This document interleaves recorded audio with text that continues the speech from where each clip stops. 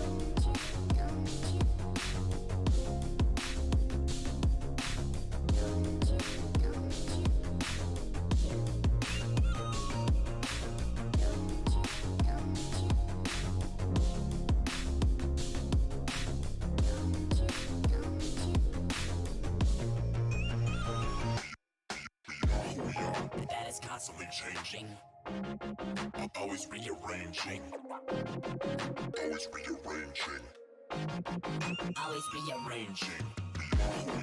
That is constantly changing, always rearranging, always rearranging.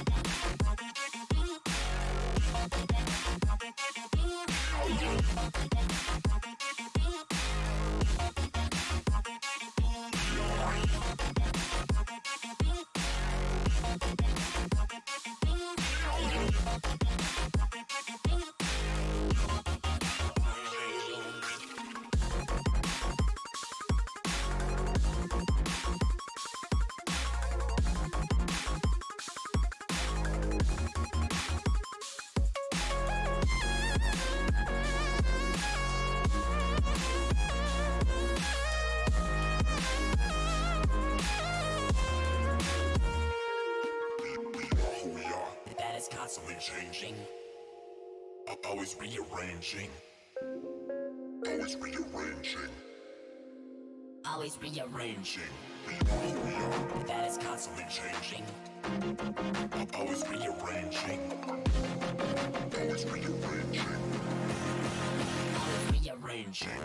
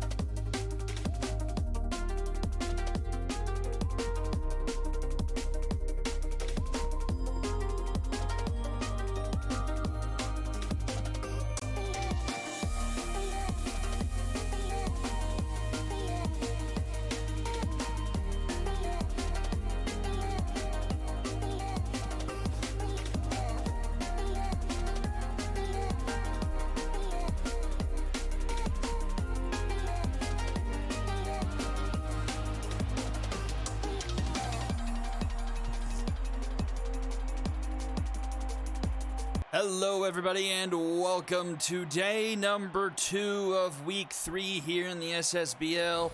I am Chicken Sandwich, and we're getting right into the action. We're starting off with the Vikings and the Moonshots. Vikings coming in at 1-1. The Moonshots coming in at 0-2. We've got Dina Gregory on the mound against Bruce Hot Mike. And Vicky Marshall starts us off with flying into right field, 1 away. Which brings us up with Judd French.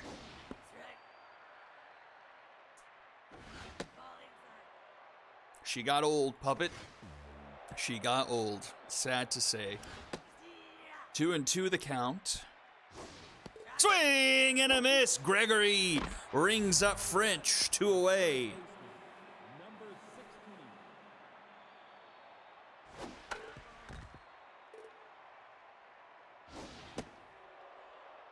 1-1 the count now to Liam Freishack. This one swung on, grounded to North, and she'll get it in time to first. Round number 3, and the side is retired. We'll go to the bottom of the first inning, where we'll see Bruce Hot Mike face off against Nick Hugh, Marlon Morgan, and Sugar Sweets.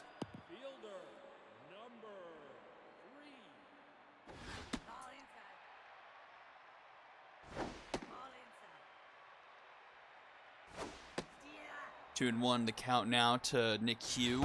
Swings on that one. That's going to be through the right side of the infield. Nick Hughes starts us off with a base hit. Brings up former ball player Marlon Morgan. Came over from the ball players organization just before the season started. Exchanged for Juice Armstrong.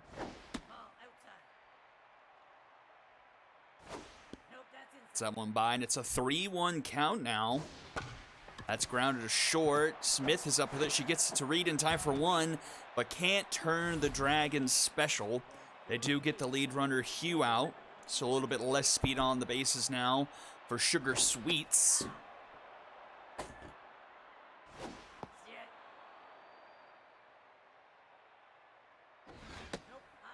It's a 1-2 count to Sweets. She fouls that one back. Swing and a miss! Hot Mike with his first strikeout. Puts 2 away now for Otani Banani.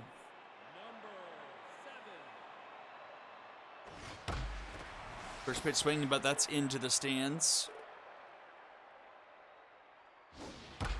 This one, oh, Jocinda Smith with the diving stop ends the inning and sends us to the top of the second.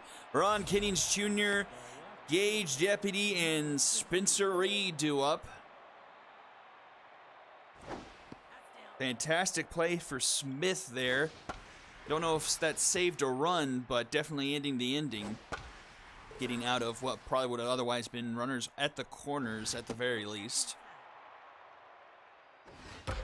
This is swung on, and that's going to get through. Plum North couldn't return the favor for her team, and it's a leadoff base hit for Kinnings. Brings up Gage Deputy. Bit of a journeyman in the SSBL, was an original high roller, got traded to the Bombers organization, where she then went to the ball players org. I don't believe she ever suited up for them before she was traded to the Vikings, and she singles up the middle under the legs of Gregory, or between the legs of Gregory, I should say. And the Vikings have 2 aboard here with nobody out.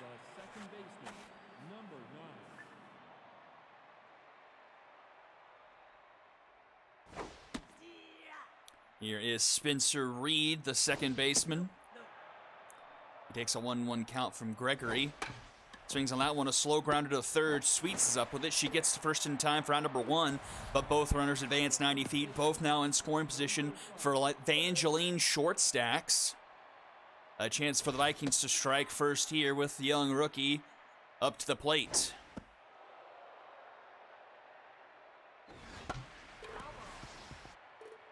Just the 3rd game for Short Stacks, taking over first base from Deputy, who's now in the DH spot and is sitting on second base right now.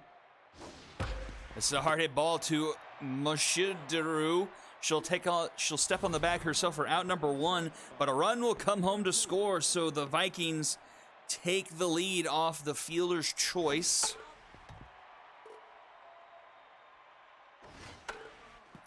So 2 gone now, runner at third for Jocinda Smith.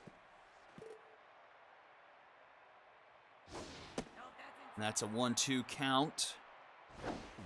And that one's off the glove of Curls. The run's coming home and tagged by Gregory for out number 3. Curls recovering nicely and Gregory still flashing the leather. Keeps it twirly. 1 run comes across for the Vikings and will go to the bottom of the second. 5, 6, 7 do it for the Moonshots.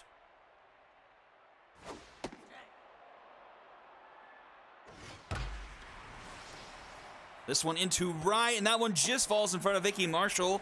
A leadoff single for the Moonshots.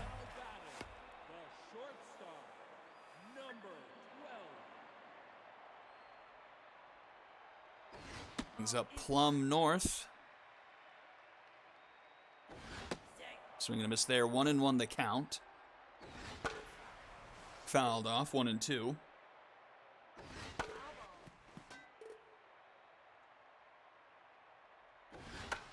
Popped up behind home plate. Will it stay in play for Miyuki? It won't. It finds the netting. North gets another shot at it. Back to the mound. Hot Mike to second for 1. Reed back to first for the Dragon special. A 1-4-3 Dragon special quickly puts 2 away now for Verd Knight.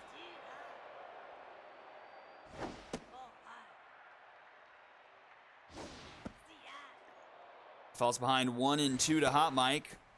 That one's fouled back.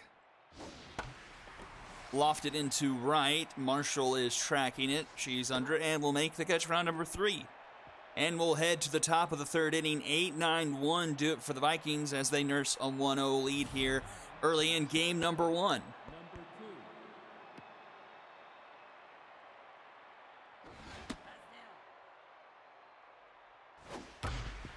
That one's up the middle. Another base hit for the Vikings.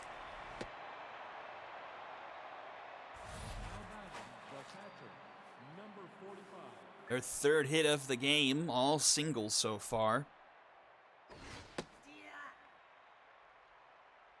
Yuki first time to the plate today. And Miyuki puts a charge to this one, left field, and that one is gone.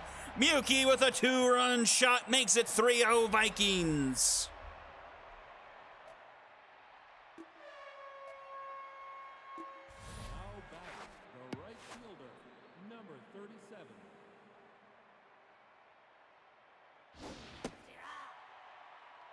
Gregory now tense after that 2-run shot, but will get Marshall to ground out for out number 1. Could someone tell me how to pronounce the first baseman's name? Judd French to in left to the wall, and it's going to be off the wall of the bullpen. Nick Hugh didn't play that cleanly, and French will have himself a 1-out double. Midway off the wall and left goes French, and he's now in scoring position for Liam Freishak, the first extra base hit of the game. And that one's another pass ball from Curls, and French is into third.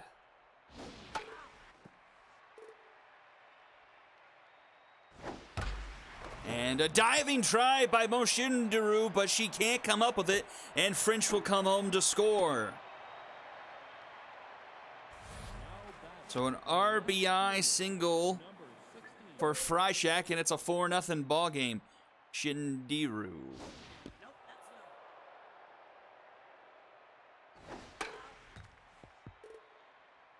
No. Die.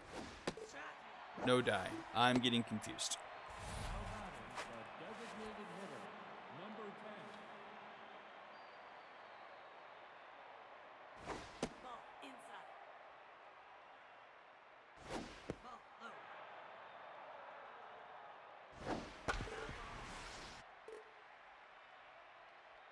How do you say die? I say die as in die.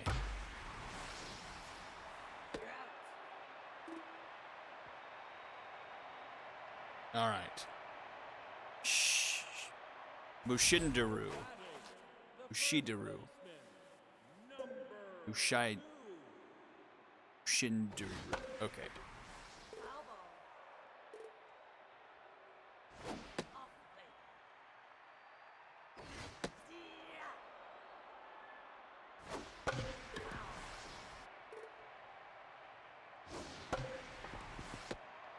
Anyway, a quick first out here. Bruce Halmike covering. Mojo up for him.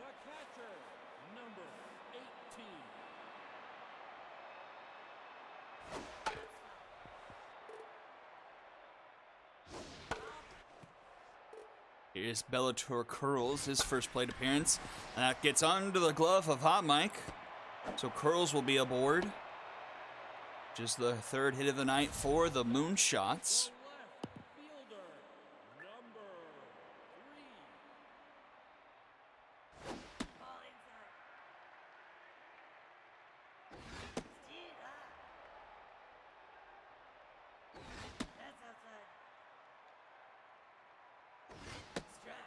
Swinging this mare 2-2 to Nick Hugh. Dribbler in front of the plate. Miyuki covers in time and gets it to short stacks for out number 2. But Curls does advance to second now with Marlon Morgan up to bat.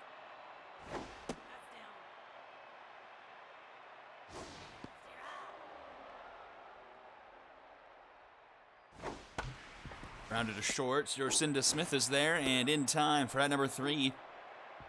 Another 0 up on the board for the Moonshots. Offensively, we'll go to the top of the 4th. It's going to be Spencer Reed, followed by Evangeline Shortstacks and Jocinda Smith.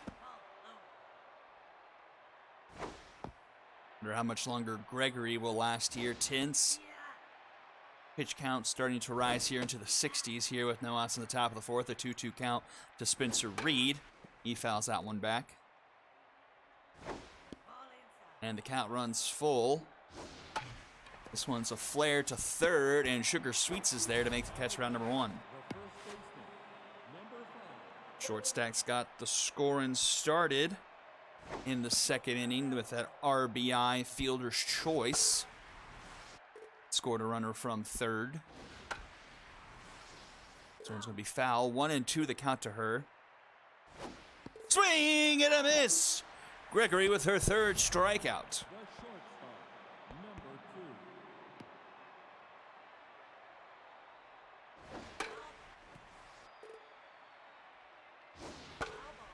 That one's fouled back. 0-2 to Jocinda Smith.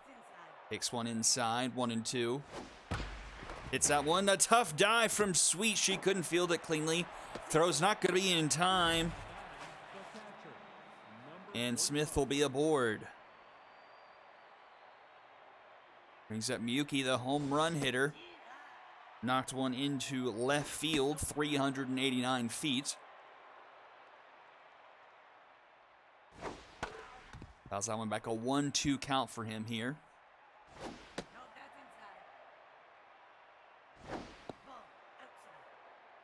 And the count full once again. Runner is going this one. Laced down the third baseline. No chance for Sweets as it rolls into the corner.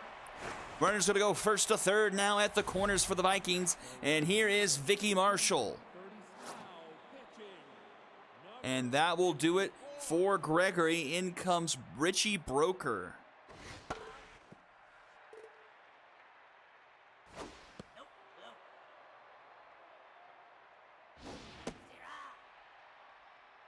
One and two the count to Vicky Marshall. 0 for 2 so far in the evening.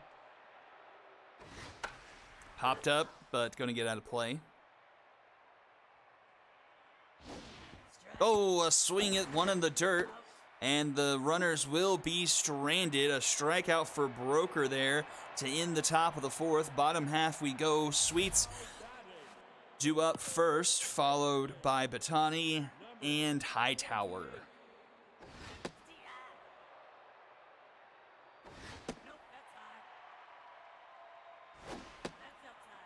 2-1 the count to Sugar Sweets on an injury call-up as Ryan T. Hill is suffering through his injury. And she gets rung up there. The second strikeout for Hot Mike.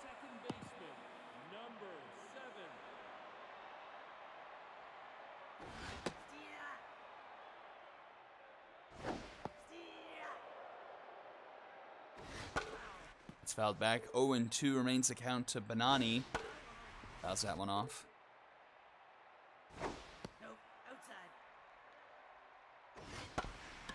Dribbler down the first base line. It's actually Spencer Reed who comes up with it.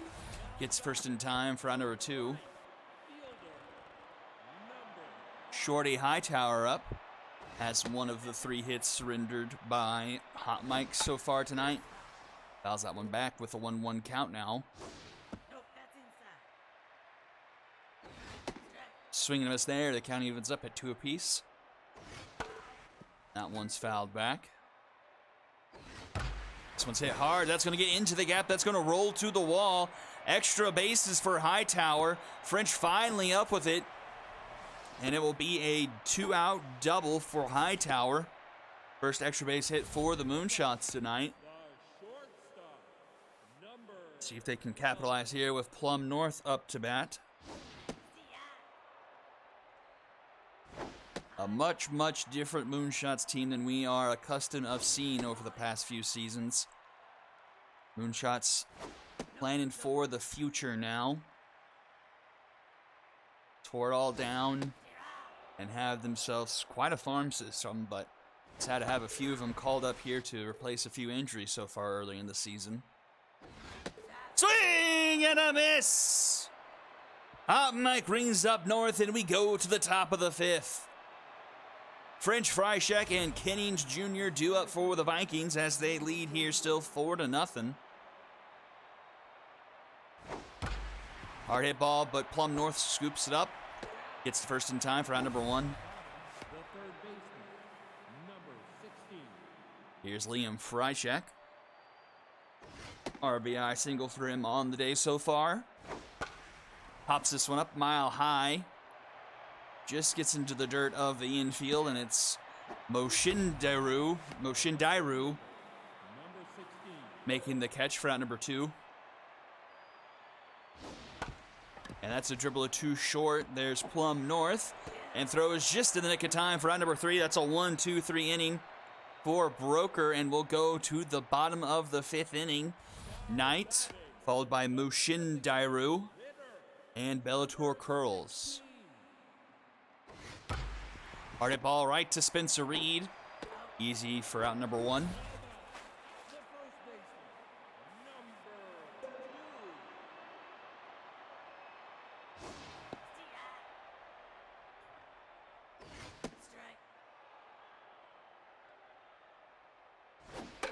That one's fouled back. Omiwa staying alive here. Swing and a miss! The 4th strikeout for Hot Mike puts 2 away and brings up Bellator Curls. Curls swings through that one, 0-1.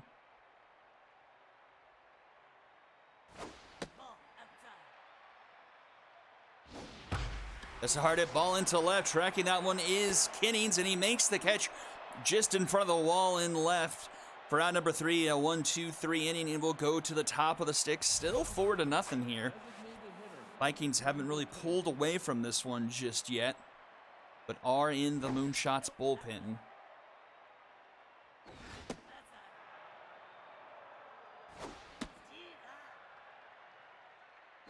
Nope, 3-1 the count to Gage Deputy, and she will take a walk.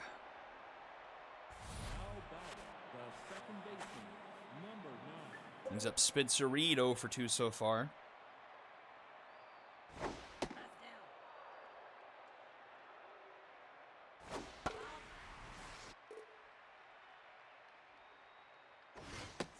Swing and a miss there. 1-2 the count to Spencer Reed. And Reed tattoos this one into right. Tracking back, and it's gone! Reed just sneaks one over the wall in right center, 408 feet. And it's now 6-0.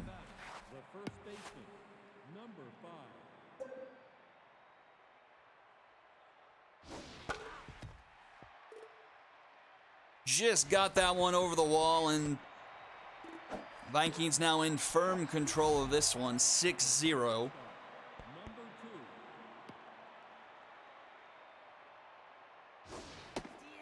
Here comes Jocinda Smith with 2 base hits on the ledger so far tonight. She takes a 1-1 count and make that 3 singles for Jocinda Smith.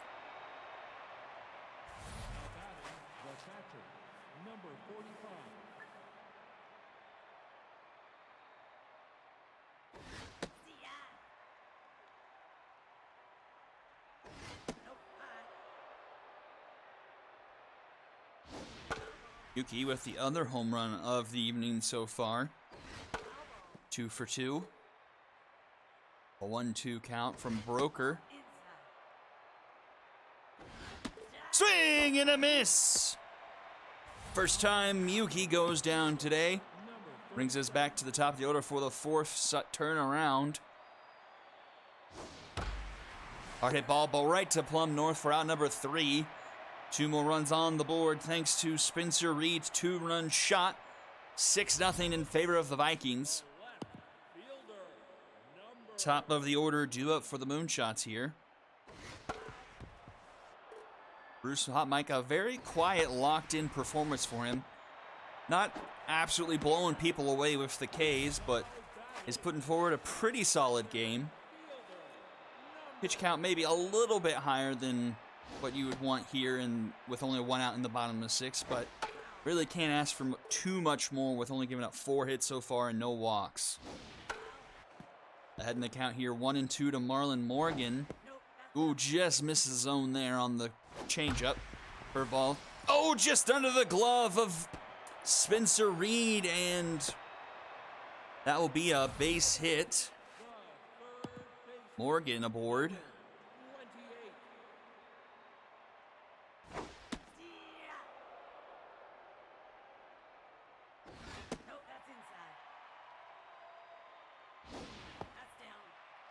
Two and 1 the count to Sugar Sweets. That's fouled back. 2-2. That one is fouled down the first baseline. Strike 3 call to the top of the corner. Sweets can't believe it, and that's 5 strikeouts for Hot Mike.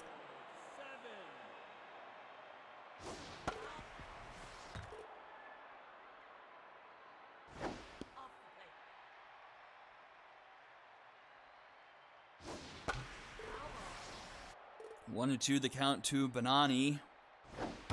And this one's into center field. That's gonna fall in front of French. And the inning will continue. 2 on, 2 out now for Shorty Hightower, who's had himself a pretty good afternoon. 1 for 2, a double and a single.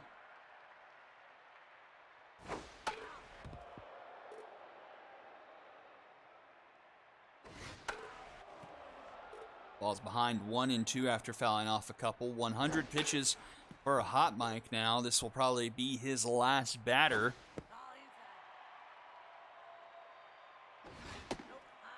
The count runs full. Oh, swing and a miss! Hot Mike gets him with the off speed and gets out of the jam to send us to the top of the 7th. 2-3-4 do it for the Vikings, leading 6-0.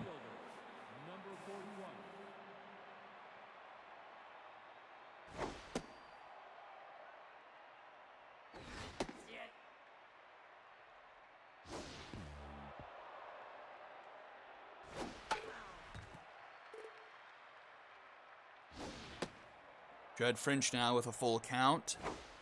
And he strikes out looking. That's the 3rd strikeout for Broker.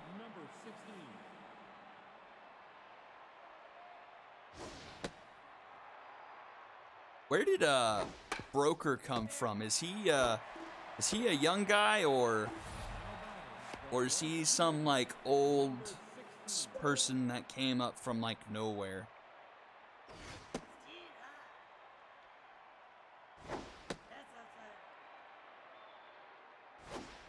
Okay, he's a young guy. This was the injury replacement for Pat Gross. He's done all right, only giving up that 2 spot in the 6, so can't ask too much more of a young rookie, especially for the second round of compensation. And that will do it for Hot Mike. In comes Annie Walker. I think the first relief pitcher we've seen out of the bullpen for the Vikings that isn't Tammy John this season. And that's a triple too short. Smith up with it. Throw in time for out number 1.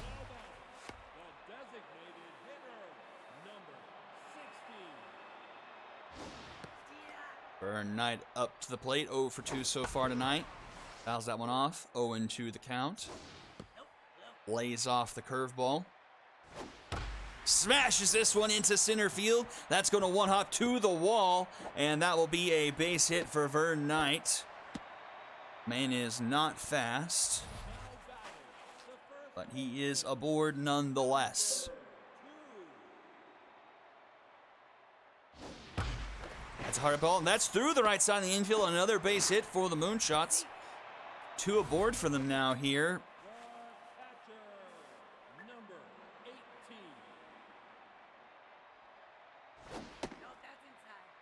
Chance to potentially make things interesting here with a bit of a rally. That one gets by Miyuki, but doesn't bounce in the Moonshots' favor. No one advances, not a lot of speed on the bases for them to have tried to have advanced on that anyway.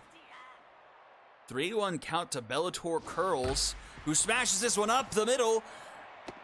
Runner is going to stay put at third, and the bases will be loaded. Only 1 out. And here is the Moonshot himself, the career man, Nick Hugh. First pitch swinging hard, foul ball. Popped up behind home plate. Looks like it's going to stay in play. And Miyuki makes a huge second out.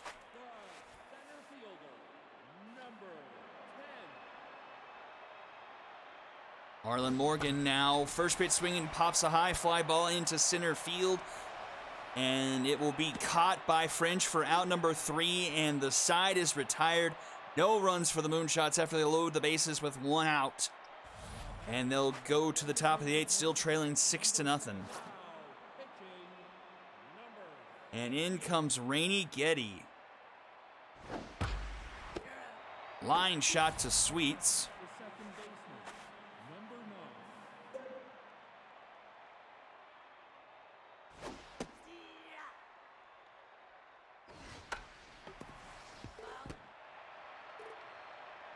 Oh, 0-2 to Spencer Reed. He golfs this one to short, plumb north, in time for out number 2.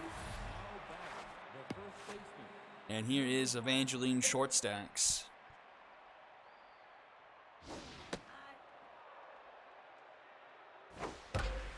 This one hard hit into left. That's going to bounce off the wall again. And once again, Nick Hugh doesn't play it well. Nick Hugh has not had fun at the wall so far today. And that's going to be a double for Shortstack.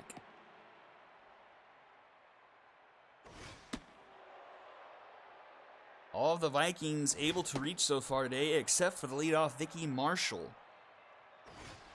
11 hits for the Vikings tonight. And that will be a walk to Smith. The first time she has not singled today. And that brings up a 2 for 3 Kazuo Miyuki with a 2-run home run and a single today. It's this one, a soft floater that Benani is able to catch up to retire the side. Sending this to the bottom of the 8th inning. 3-4-5 do it for the Moonshots here, still trailing 6-0. Annie Walker to start off the bottom of the 8th, trying to give Tammy John some rest. See if she can handle things on her own here. 2-1 to Sweets, who is tense, and she puts this one into right center. A diving French cuts it off before it becomes extra bases. A decent play there by French to prevent the extra bases. But Sugar Sweets aboard with a leadoff single. 4 hits given up so far by Walker in relief of Hot Mike, who did end up getting 6 strikeouts on the evening. A 1-2 count here to Otani Benani. Lays off the outside fastball. But gets back with the inside off speed, and he gets rung up there. The first strikeout for Walker. 1 on, 1 out now for Hightower, who swings at the first pitch. High fly ball into right. Marshall is there, and she'll make the grab for out number 2.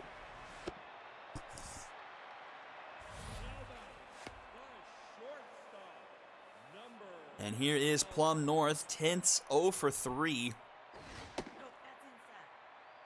She is actually the lone moonshot who has not reached tonight as well. Just 2 lone players not being able to get on the bases, and it's not going to be there either as we head now to the top of the 9th inning. Still 6-0 top of the order to it for the Vikings. And here is the chance for Marshall, 0 for 4 in Tents. The last of her team not to get aboard, and she will rectify that immediately with a first pitch single down into right.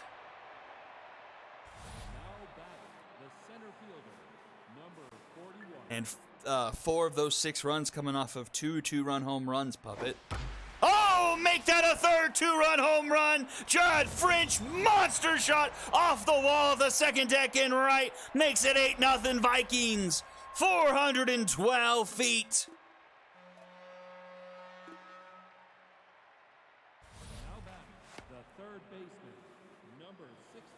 Absolutely smacked that one.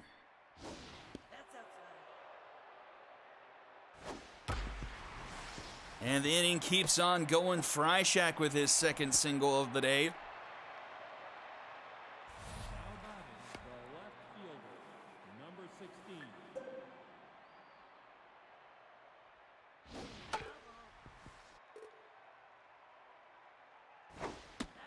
Brings up Ron Kenning Jr. in for the injured Amir Williams. The injury bug kind of biting a handful of specific teams early this season. Both of these 2 teams victims of early injuries, multiple early injuries, as are the Express and the Bombers, actually. And that's going to be another base hit for Kinnings under the glove of Plum North. Nobody out here in the top of the 9th for the Vikings, as they look to absolutely blast this one wide open. Put some style points on the board as they try to move to 2-1 with a tie with the Lumberjacks in their division.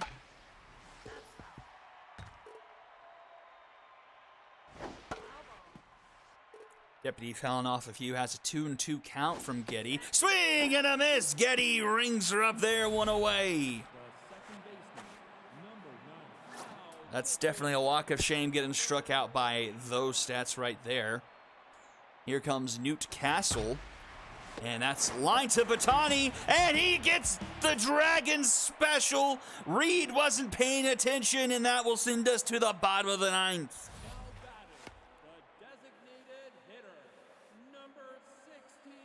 Final chances for the Moonshots to just try and get something across. Walker has had a decent outing of relief. 4 hits, but nothing coming across.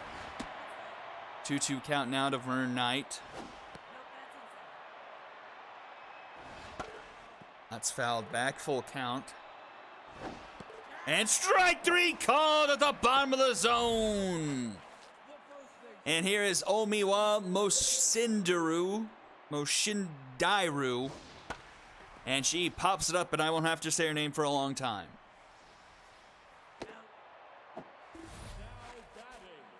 And last chance for the Moonshots, Bellator Curls. Curls up the middle, but Reed able to cover to first in time for out number 3, and that is the game. Vikings win this one in convincing fashion. 8-0, your final score here in game number 1 of day number 2 of week number 3. 15 hits for the Vikings.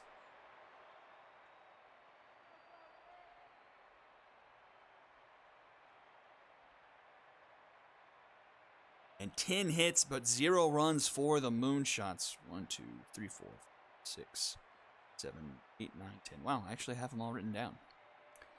Might try to do that. Might save some time instead of trying to watch these things again. 3 hits for Jocinda Smith, all of them singles. 3 home runs for the Vikings, all of them 2-run shots. Miyuki, Reed, and French.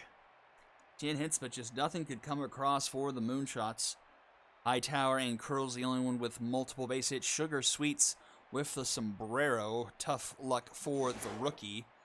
Bruce Hot Mike gets the win. 6 innings pitched, no earned, 6 strikeouts, 6 hits given up. Walker gets the save, 3 innings, I should say. 2 strikeouts, 4 hits. Gregory with the loss. Broker did all right. 3 1/3, only gave up 2 earned, and it was off that homer. Did strike out 3, so not too bad for that rookie, though. So a little bit of give and take for the young guns here on the Moonshots that are called up due to injury. Your MVP is Bruce Hot Mike, followed by Judd French and Kazuya Miyuki. And that will do it for game number 1. Game number 2, the second showing of Dragons and the Wrong Fielders will be coming up right after this. Don't go anywhere. You're watching the SSBL on Twitch.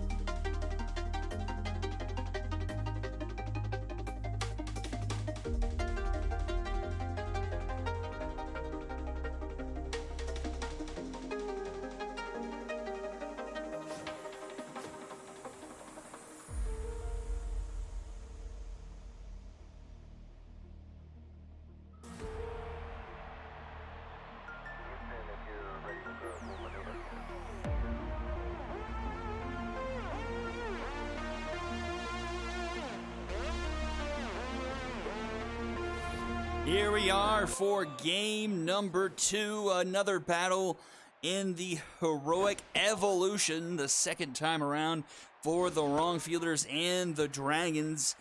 It's going to be Ace versus Ace on the mound, Leela Blurns versus Do Some Ting. That's a grounder. Ting off the mound, 2 first in time for out number 1. Wrong Fielders coming into this game a perfect 4-0 and in the lead of said Evolution division. While the Dragons are hanging out in the basement, sitting at 1-3 so far on the season. But a quick 2 outs here for Ting. Facing off against Pedro Cruz. First pitch swinging into the stands.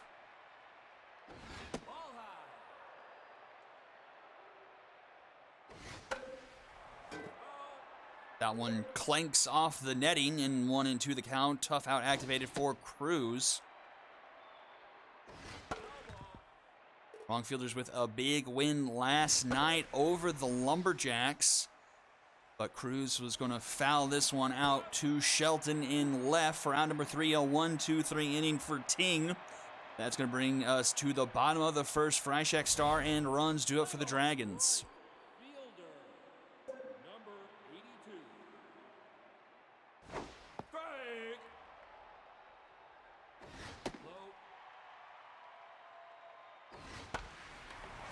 Into right. This one is getting kind of deep, but at the warning track is Wayne, and he makes the catch for out number 1.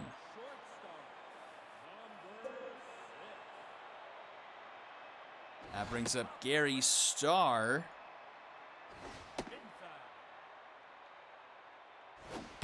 And this is a hard hit ball through the left side of the infield, and he will be aboard.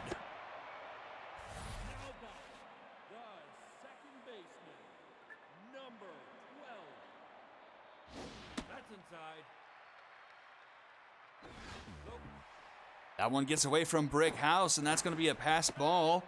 And Gary Starr now in scoring position. But Homer Runs pops it up. House is under it and will make the catch for round number 1.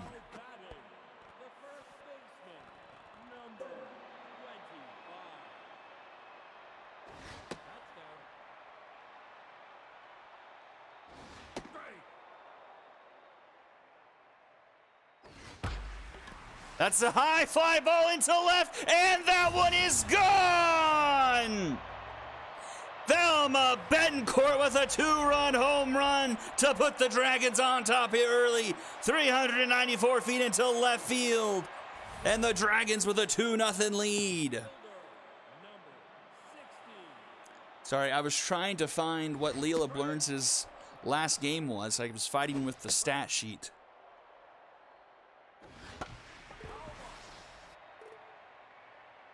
So Blurns tense now after facing only 4 batters.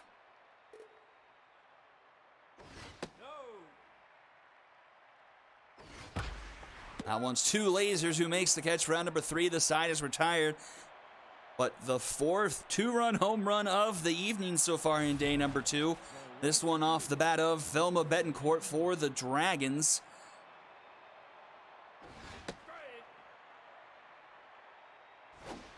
Ting in his last outing got hurt. One of the 3 Dragon starters who got knocked out of the game early due to injury, and he gets the strikeout there, 1 away. Ting was only able to go 3 innings, gave up 2 earned runs through 7 hits, no walks, 2 strikeouts, and did give up a home run. 2-1 the count now to Boomer Lasers. Lasers with a laser right to Betancourt, though, for out number 2.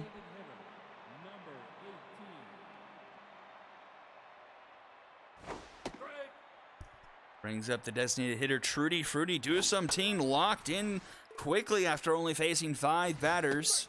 And rings up another one. 2 strikeouts for Ting.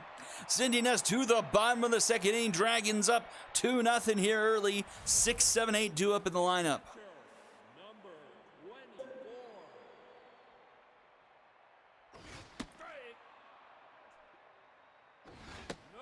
Blurns in her first outing went the distance. Went 9 innings, only giving up 1 earned run, 3 hits, 9 strikeouts. A fantastic performance for her. And the Wrongfielders will definitely need her here. She bounces back to neutral after the ground out to start the inning.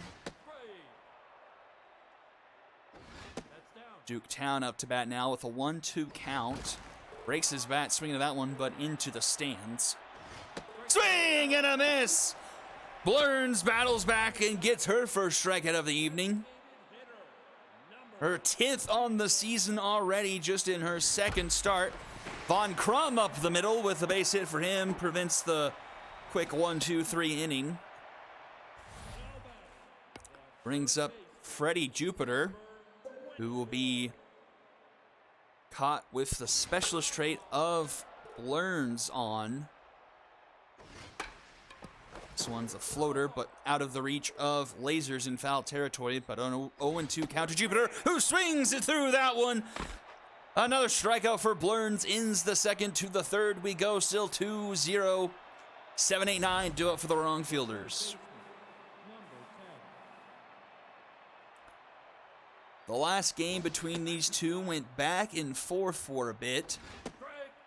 The Dragons had the lead late, but it was Gramps Elderberry who hit a 2-run home run off of Jar Jar Jackson that ended up giving the wrong fielders the 3-2 win back on day 1 of week 2.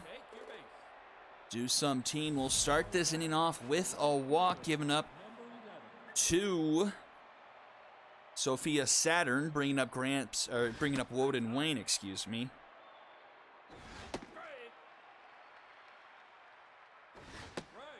Swing and miss there, 1-2 the count. To the veteran Woden Wayne, and he gets rung up there. Strikeout looking. One away.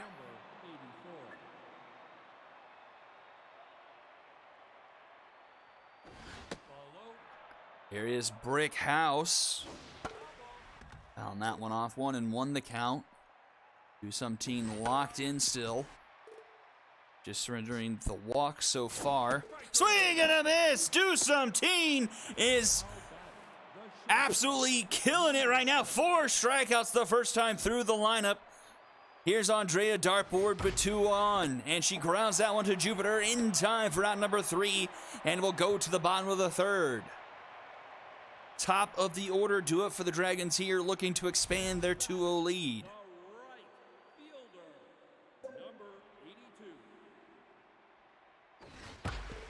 First pitch swinging is Will Freishak. He fouls that one off.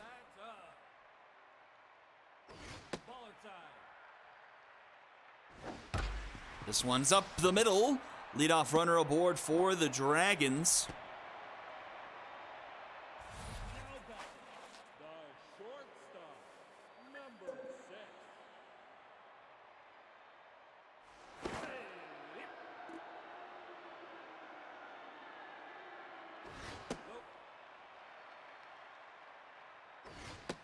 Outside. 2-0 the count to Gary Starr now. Learns finds his own there and gets him to swing through the curveball. 2-2. Runners going, and that was done to perfection. Runners go ahead for third. Try the arm of Wayne, and actually the runner is sent back to the laser arm of Wayne. He's back at second.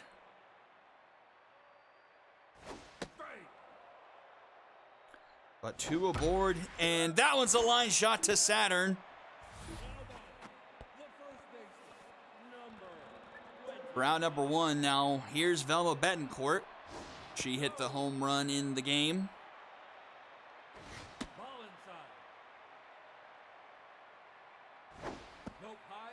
And she's ahead in the count 3-0. Not the greatest of days from Blurns, and that's a 4-pitch walk to Betancourt, which will load the bases for Mr. Harry Shelton. So Blurns in a pickle here early, not... And this one is jacked deep into center field, and it's a grand slam for Harry Shelton. In the second deck, 435 feet. And the Dragons are opening things up here 6-0.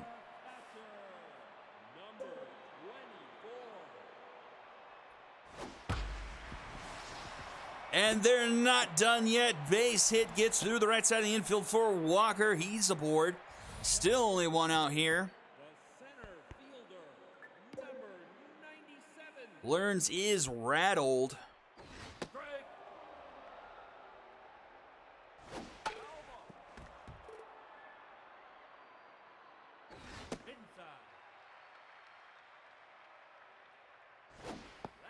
2-2 the count to Duketown.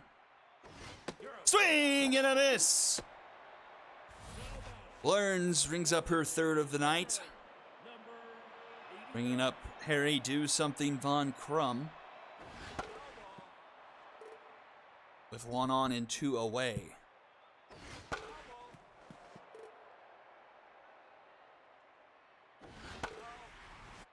Oh and 2. Crum puts this one into right. Tracking that one is Wayne. He'll make the catch for out number 3, but the damage is done. Sheldon with the grand slam into dead center field, making a 6-0 game in favor of the Dragons. And Do Something is absolutely on one here through 3. And the first out of the inning caught by Shelton on a floater into left. Brings up Pedro Cruz.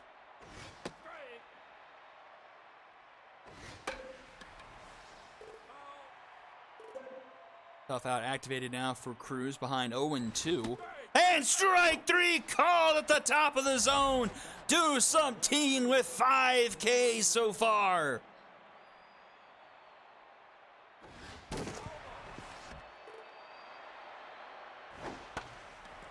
Popped up into left. Easy play for Shelton, but it'll actually be Starr making the catch for out number 3. Another 1-2-3 inning for Ting. Sends us to the bottom of the 4th. Still 6-0 in favor of the Dragons.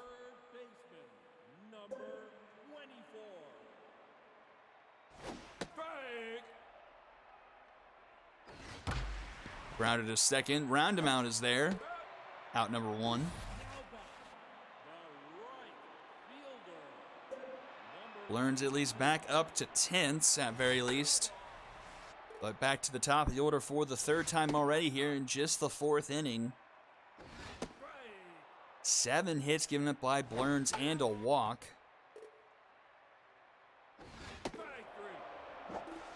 But does ring up Freishak there. A chance to get a 1-2-3 inning under her belt.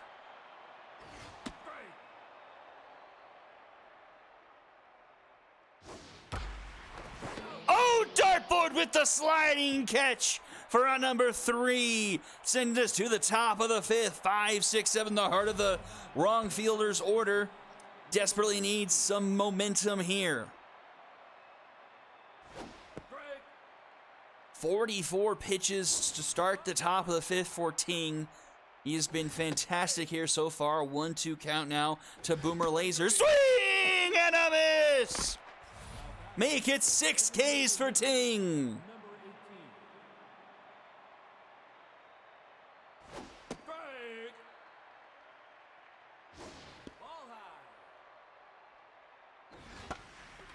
Popped up into right field. Will Freishak is there, making the catch for out number 2. And here is Sophia Saturn. Dribbler to third. Freddie Jupiter up with it. In time for out number 3 and a 1-2-3 inning. And we'll go to the bottom of the 5th. Homer runs Velma Betancourt and Harry Sheldon 2 up for the Dragons here. Still up 6-0 here. Learns back on the mound to start the bottom of the 5th.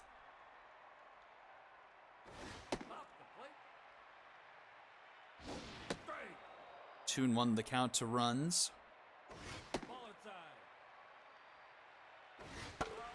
Fouled back, full count. This one is over the head of Dartboard. That's going to get to the wall and left. And Homer runs has himself a leadoff double.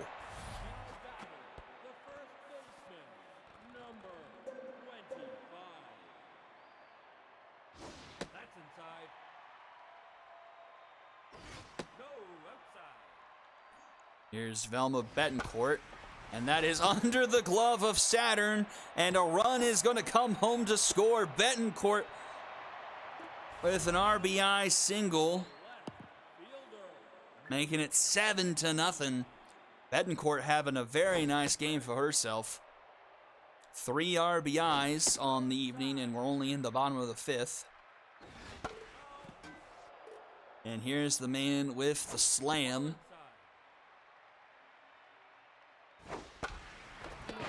Oh, Saturn snags that one from Shelton, robbing him of extra bases most likely. And that will do it for Blerns. In comes Iconic. Not a good night for Blerns, one she would like to forget. But Iconic is going to get the Dragon special to retire the side, and we'll head to the top of the 6th inning. 8-9-1, do it for the wrong fielders here.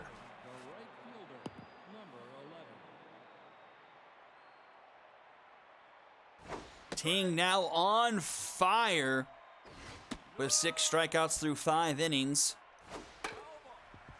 Bowden Wayne falling behind 1-2. Too short. Star is up with it. Throw is in time for out number 1. Here is Brick House. Another dribbler too short. Star up with it. Throw is in time for out number 2. And here is Andrea Dartboard.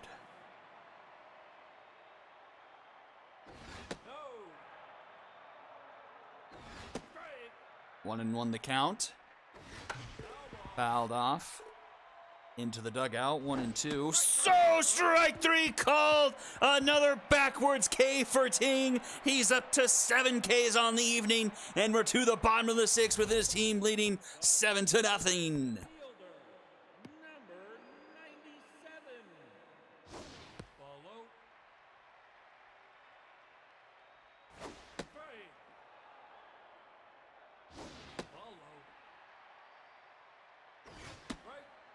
Two and two, the count to Duketown now. Oh, and Iconic gets himself a strikeout. Town not having a great day. I believe that's the 2nd time he's struck out. Von Crum up now. 1 for 2.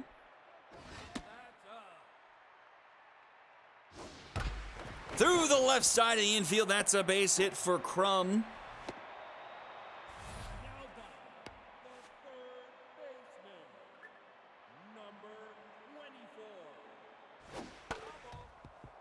Fouled back.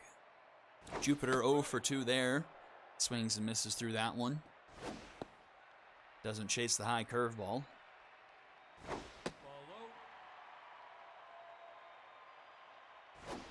Strike 3 called. Another strikeout for Iconic. Getting both of the batters rung up there on the outside edge of the strike zone.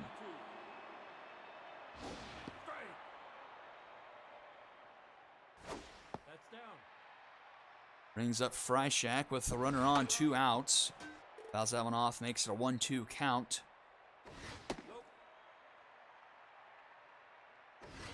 Strike 3 called! And a mojo down for Freishak, but the Dragons still leading 7-0 here as we go to the top of the 7th inning.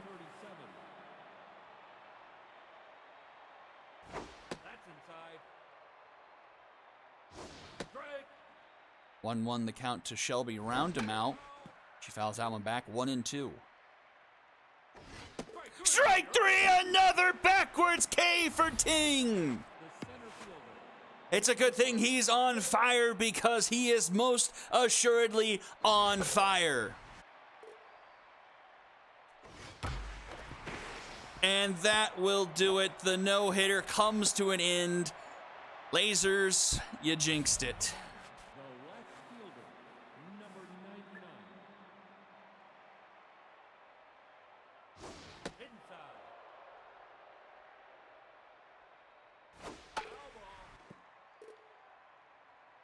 Well, the wrong fielders finally with a base hit today. Just their 2nd base runner of the game. And make it a 3rd as Elderberry gets one under the glove of Ting.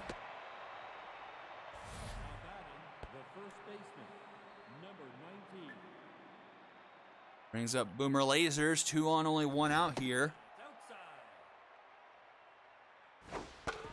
Fouls that one back, 1-1.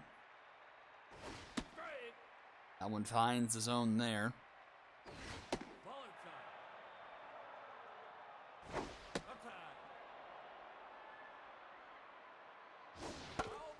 Laser staying alive here, battling with a full count. Swing and a miss! this. 9 strikeouts for Ting.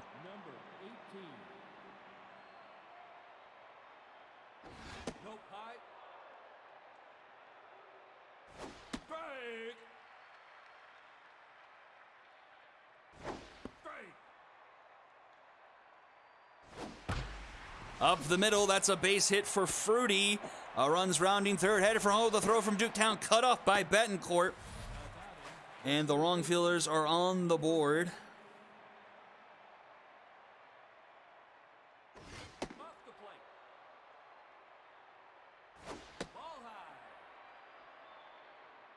Once again, first and second now for Sophia Saturn. And Sophia Saturn into left. That one is gone, and we've got a 3-run ball game. 393 into left field, and things are slowly getting interesting.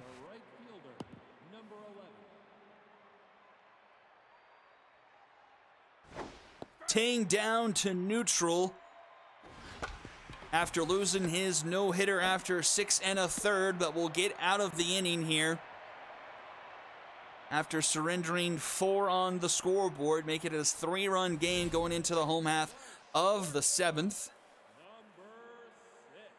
Be sure, if you're new to the SSBL, welcome. Be sure to join our Discord to keep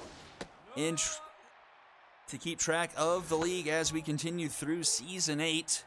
Still plenty of months of baseball in front of us. As Roundabout flips that one quickly to Lasers for round number 1.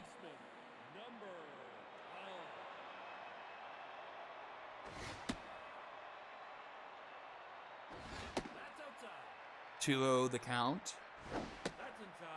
3-0. And that will be a 4-pitch walk. First walk issued by Iconic. And here is one of your stars of the game, if not the star of the game. Betancourt has knocked in 3 runs for the Dragons tonight.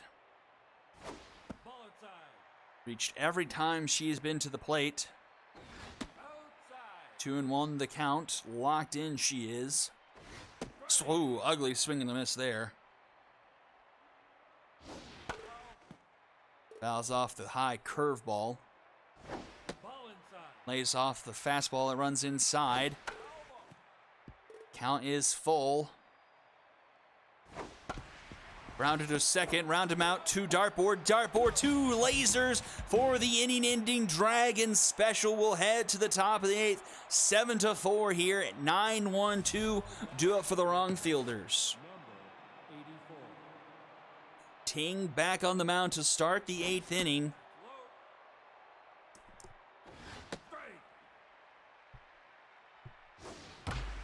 This one's too short. Stars able to get that to first in time. Out number 1. Here we are at the top of the order. Andrea Dartboard 0 for 3 so far. No.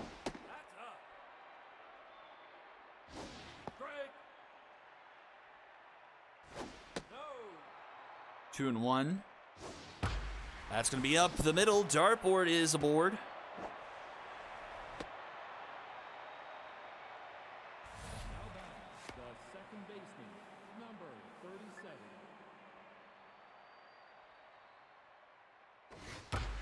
Hard hit ball by Roundabout, but just misses the bag. Pops it up. Easy play for runs. He's just into the outfield for round number 2. And that'll bring up Pedro Cruz. A chance to make this a 1-run ball game.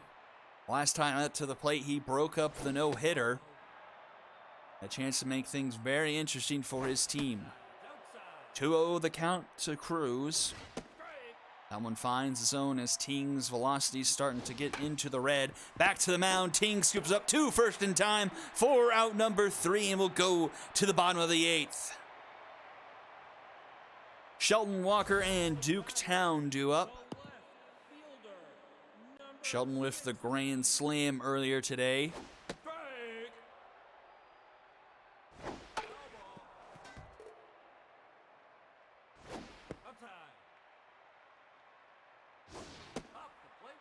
Two and 2 the count to Sheldon. And Sheldon puts another one into the stands. His second home run of the day.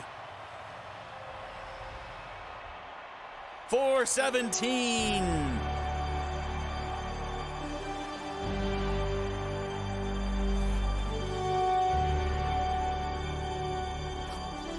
And that will do it for iconic. In comes Sally Dobbs.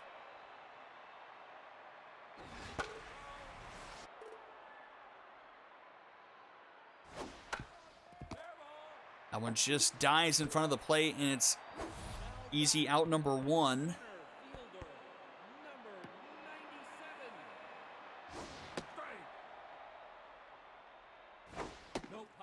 Here's a tense Duketown 0 for 3. Swings through that one. Oh, and swings through that one. I think that's a sombrero for Duketown.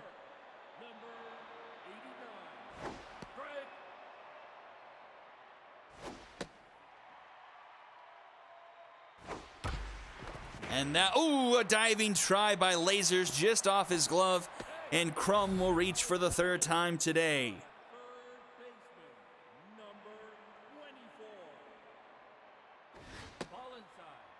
Here's Jupiter. Apart from town, he is the only Dragon not to reach today. And has a good chance here, up 3-0 in the count, and will enjoy a 4-pitch walk. Bringing us back to the top of the order, Will Freishack. 2 on, 2 out, a chance for the Dragons to push their insurance even further. Fouls that one back. 0-2 the count from Dobbs. That one just runs inside. That one runs wide. 2-2 now. Hard hit ball, and that's going to be through under the glove of Saturn, and the bases will be loaded. And here comes Gary Starr, a pair of singles for him today as well.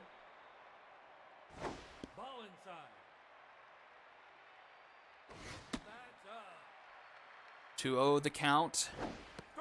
Curveball finds the zone. Into right, tracking that one is Wayne, and he'll make the catch for round number 3. Another run on the board for the Dragons. Another home run from Shelton. Brings us to a 4-run game into the top of the 9th inning. And here comes Wanda Cosmo in relief of Do Sum Ting.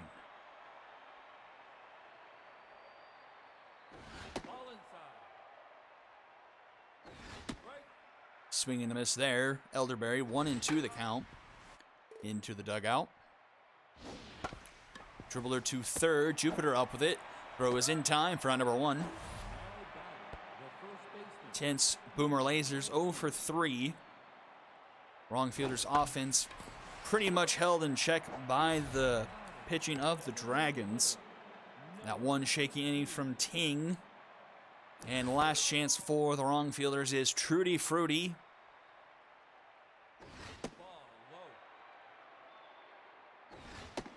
Swing and a miss there. 1-2 the count.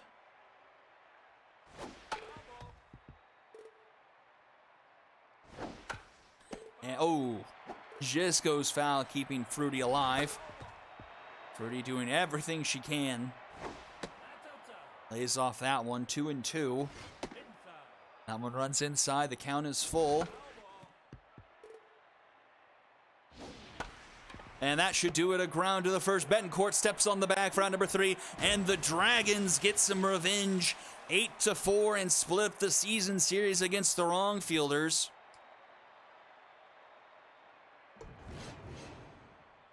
Eight runs off of 13 hits for the Dragons. 4 off of 5 for the wrong fielders. 2, 3, 4, 5, 6, 7, 8, 9, 10, 11, 12, 13. Ah. 3, 4, 5. Perfect.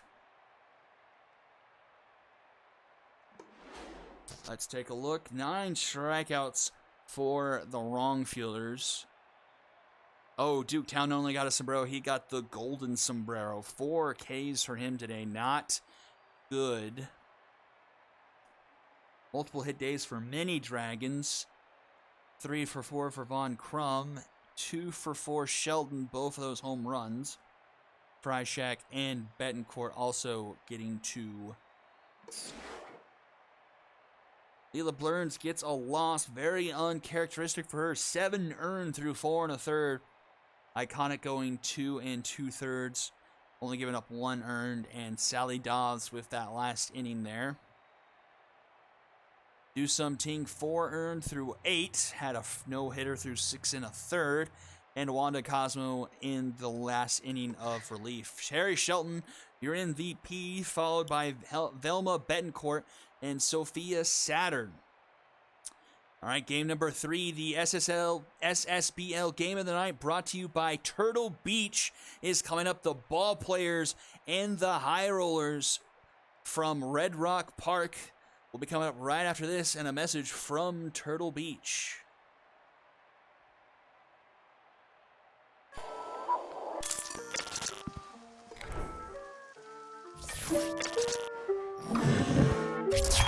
Yeah, they just wanna see me in the grave.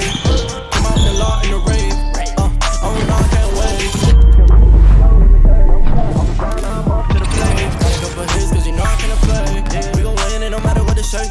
Got the stick, we gon' bring it out the shirt. I was down below the comma. I put dollars on my head like I don't wanna. Yeah, I'm proud of what I did. I'm on. Hey, what are you doing? Practicing.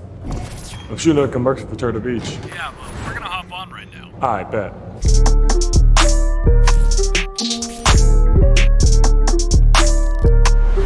Got the stick, we gon' bring it out the shirt.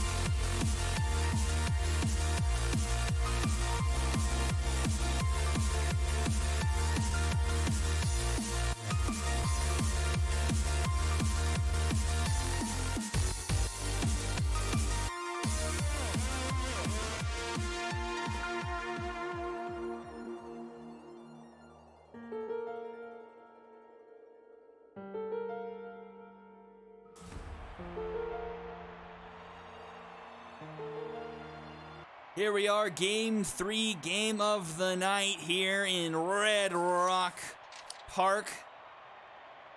To enter into the drawing for the Turtle Beach headset, please put in "here" in all caps in the chat. I believe it was mentioned beforehand that the drawing will take place on Jacked on Saturday, so be sure to tune into that to see who is the winner of the Turtle Beach headset.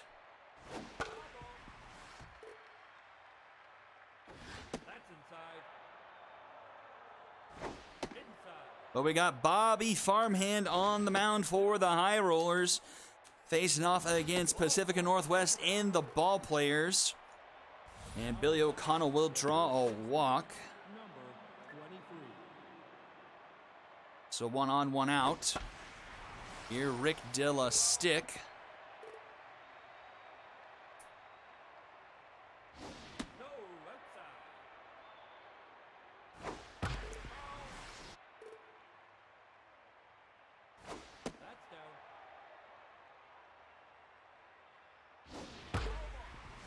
Defending champ coming into this game 2-0. Ball Players 3-1 on top of the Novas division. High Rollers currently leading the Phenoms over the Serpents. That's going to be another walk issued by Farmhand here. This one to Dilla Stick after a long battle. Already 16 pitches for Farmhand. Here's Patty Potts. This one flared into right. Tracking that one's Evans, and he charges in to make the catch for out number 2. A big second out there. almost a bomber special, but the speed of Evans coming in clutch there brings up the first of the Thunders, Theo Thunder, with a chance to put the ball players up here early.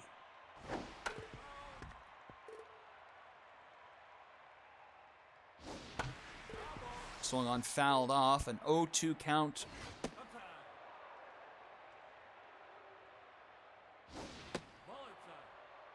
Two and two now.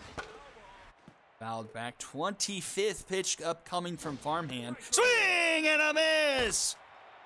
Farmhand does get out of the inning, but not before several pitches come across the plate.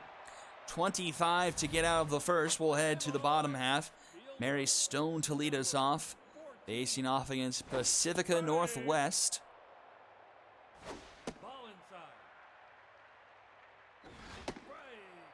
1-2 the count. Oh, and Northwest starts things off with a strikeout of her own.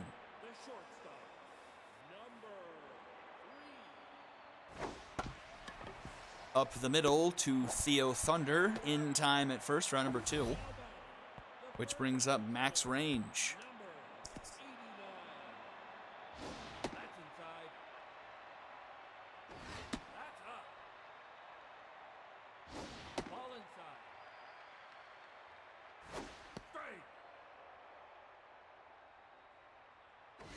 Serpents entered the Heroic Conference. Did I say something, Marge?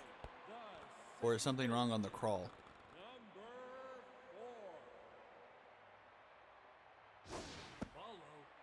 Max Range draws a walk, which brings up Becky Foe.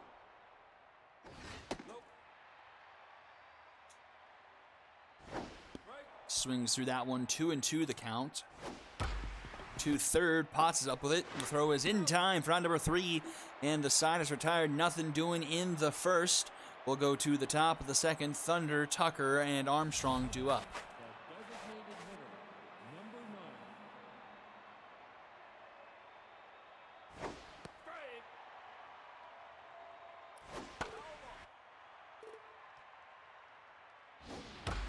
This one hit into right center. That's going to hop off the base of the wall. Turning for 2, Rodriguez up with it, but a leadoff double for Terry Thunder.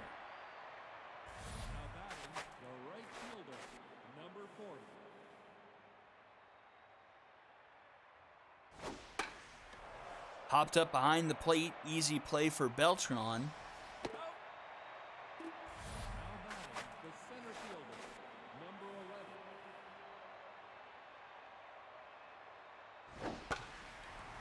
Popped up, shallow center field. Rodriguez charging in on it, and he'll make the catch for round number 2. Oh, and almost got Thunder. What were you doing?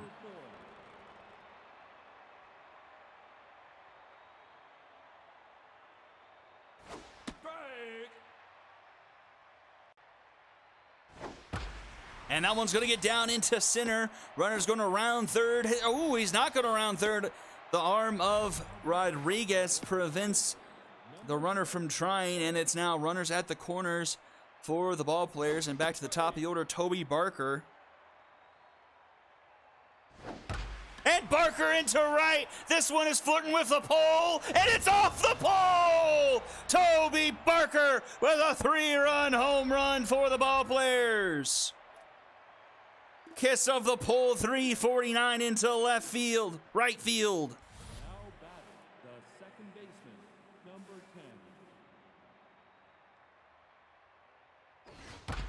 10. And Bailey O'Connell will ground out to end the inning, but the ball players striking first, 3-0 as we go to the bottom of the second.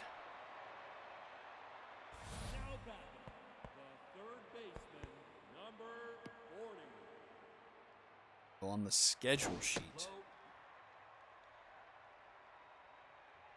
That's inside.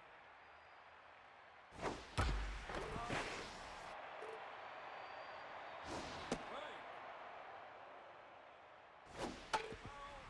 2-2 the count to Blind Ollie, as he's fouled off a couple. Up the middle, under the glove of O'Connell. And Ollie will be aboard.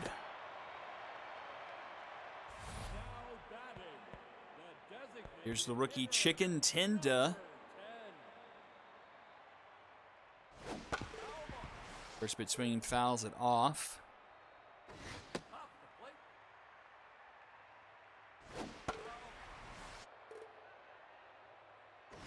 Swing and a miss. Another strikeout for Northwest. Puts 2 away. Oh, puts 1 away. Her second strikeout of the evening. Here is Carlita Beltran.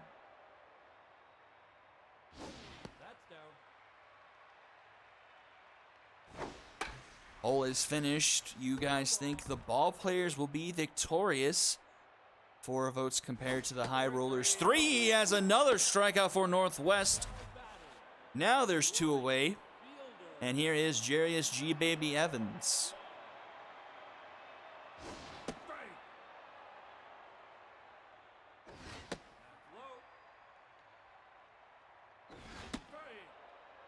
One and 2 the count to Evans. And he puts this one up the middle into center field. Be a 2-out single for him, puts 2 aboard for Rocket Rodriguez.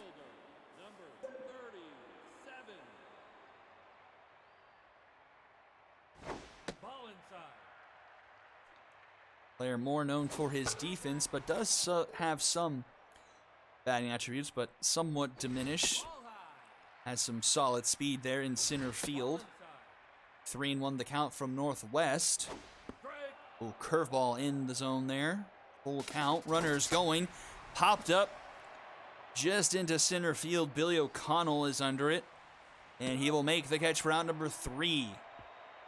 So High Rollers turned away after getting a pair of runners aboard. Gets us to the top of the 3rd. Ball players leading 3-0.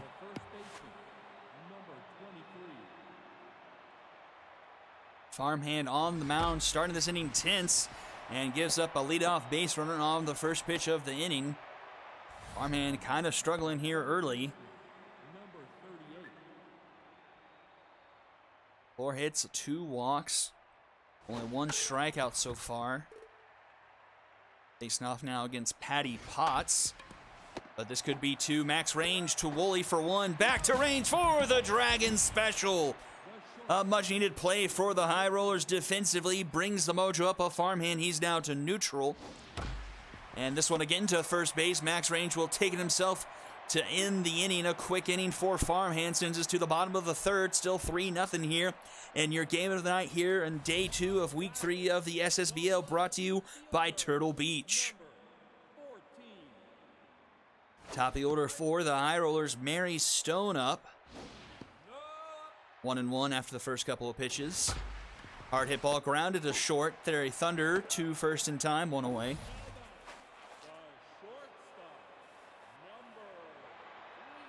Brings up Wally Woolley. First pitch swinging, grounds it down the first base line to deal a stick, who steps on the bag himself. Round number 2, boosting the mojo of his starting pitcher. Pacifica Northwest now locked in.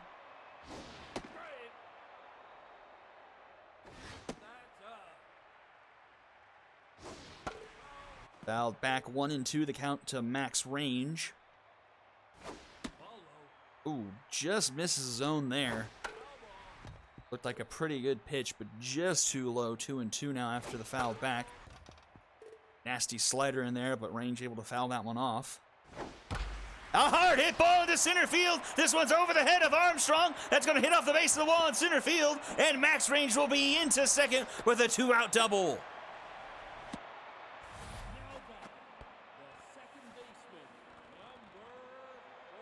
So runner in scoring position now for Becky Foe. Can she get the High Rollers on the board here?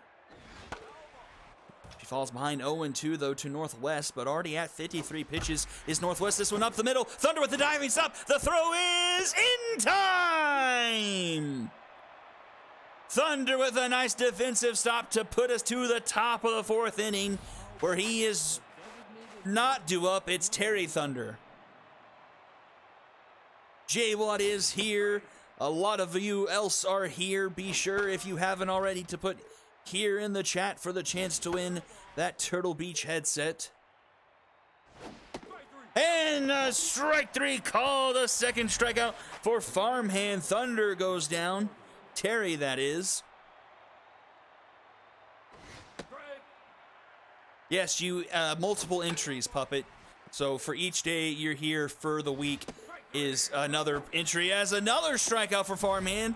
Back to back now. Bringing up Juice Armstrong.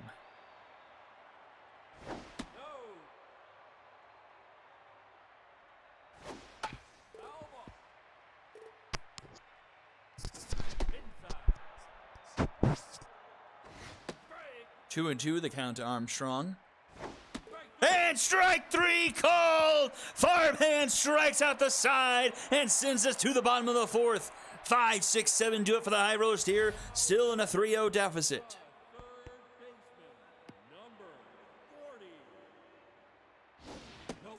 Northwest been fairly solid through 3, but that pitch count is a little bit high. Yes, it was. My marker bumped the microphone. Swings through that one, 2 and 2.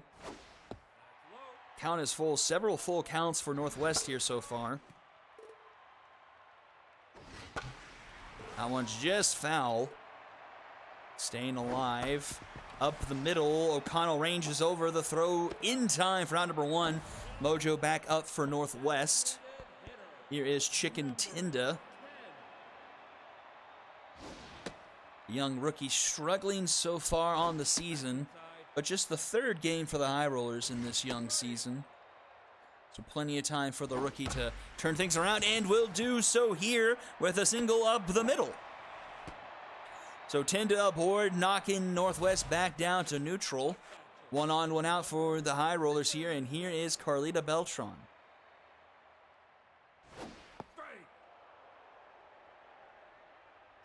Ball inside. That's outside. 2 and 1 the count. That one finds the zone 2 and 2. Out of the range of De-La Stick, O'Connell was stopped, but can't get the play off in time for the out, so everyone is safe. Infield single for Beltran. 2 on, only 1 out now for Evans. Another opportunity here early for the High Rollers to get on the board and cut into that deficit. Can they take advantage this time around? Evans ahead in the count, 3-0. Northwest really starting to struggle here. Finds the zone there with the slider, 3 and 1. And this one is into right center. Tracking back, that one is deep, and it's gone! Evans ties the game up with a 3-run home run of his own. 423 feet into right center field, and it's a brand new ball game. And that will do it for Northwest. In comes Fitzmagic. So an early pull for the starting pitcher for the ball players. High Rollers already getting into that bullpen.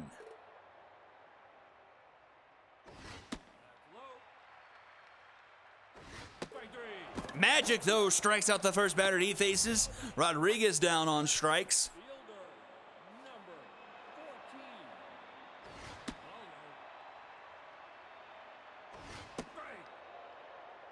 Third time through the order, Mary Stone 0 for 2, and Stone connects with that one up the middle for a base hit.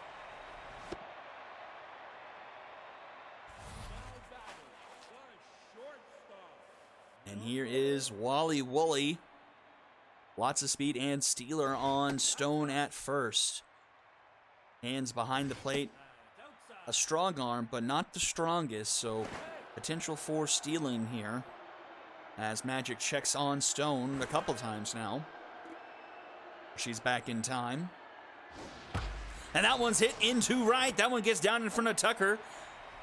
And the High Rollers keep on stringing together hits with 2 outs here. 2 on, 2 out for them now. Max Range up to the plate. Facing off against the Submariner Magic. Magic is able to win that battle, grounded to short. Theo Thunder gets the first in time to retire the side, but not before the High Rollers tie things up off the bat of Jarius G. Baby Evans. So, despite the slower start for Farmhand, giving up some walks early. He actually outlasts his competition as Pacific Northwest got pulled in that last half inning, but does give off a leadoff single to Iron Hands, his second base hit of the evening. Brings us back to the top of the order, and here is Toby Barker, the man who hit the 3-run home run for the Ballplayers. 2-1 the count. Runner is going, hit and run was on, but it's fouled back by Barker. Into the stands. Count is full. And that one is too woolly. Should be an easy 6-4-3. Oh, it's not! The throw to first just not in time. And Barker, able to beat out the Dragon special.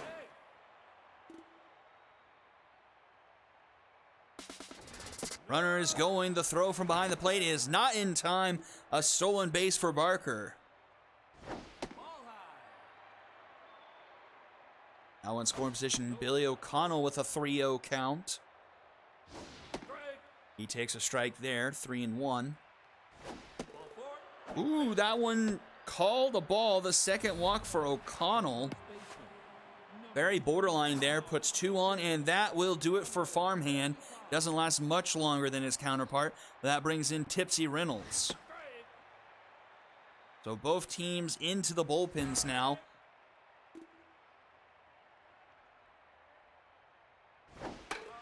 A chance for the Ballplayers to regain the lead here with 2 on, only 1 out here for Rick Dillastick. Facing off against Tipsy Reynolds now, a 1-2 count. Screwball just misses wide. That one's fouled back. Dillastick battling here.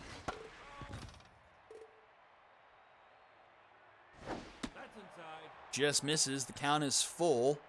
The pitch swung on, fouled off again. Goodness gracious, Dillastick absolutely battling here against Reynolds. The 10th pitch of the at-bat, but Reynolds comes up victorious, striking out Dillastick for out number 2.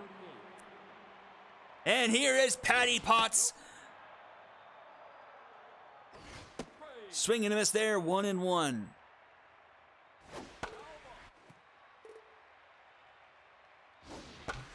This one's down to the first base line. It's fair, max range. Oh, but Reynolds! Wait, what? It's an out?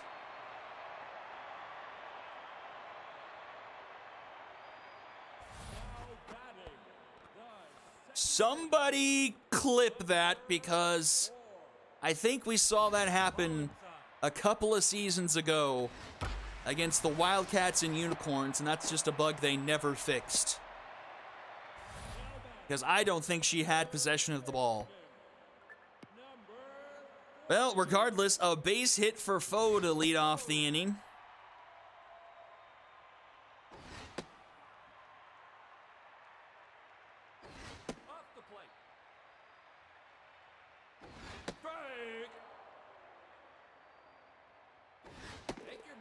I believe it was season 6 that happened in the benefit of the Wildcats. I think it was like Abel Mars muffed the ball and still got credit for the out.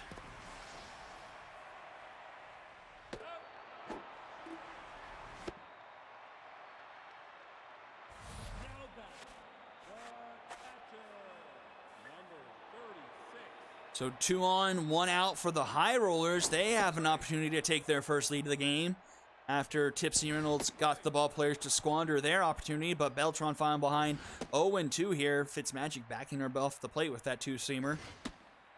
For cut fastball and the other strike. Oh, okay, ends up being a strikeout as I eat all of my words. So a big strikeout there for out number 2 brings up the man of the hour for the High Rollers, Jarius Evans, who smacked the 3-run shot to tie us up at 3 apiece. He's got himself a 1-2 count from Fitzmagic. Swing and a miss! Magic gets the last 2 outs of the inning via the strikeout to retire the side, sending us to the top of the 6th, still tied at 3 apiece.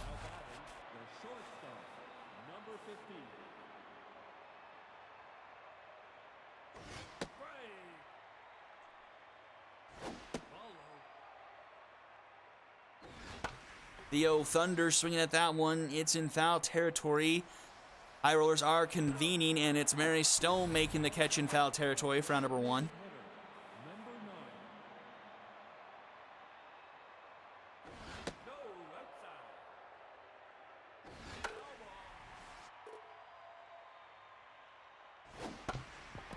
Game of the night living up to its billing, as that one is a ground out foe to first for round number 2.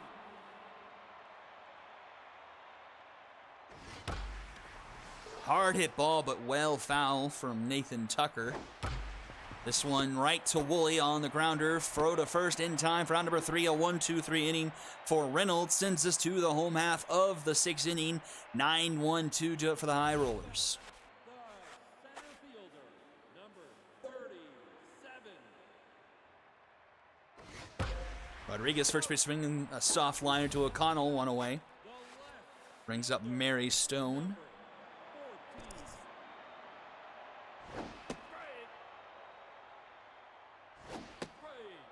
She swings through that one, 0-2 the count.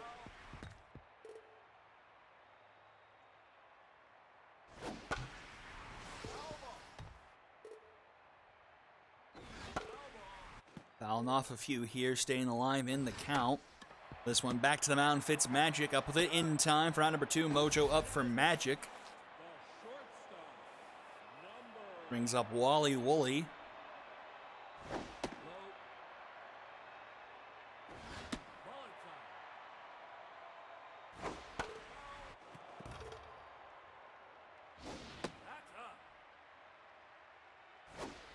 Swings through that one, the count is full.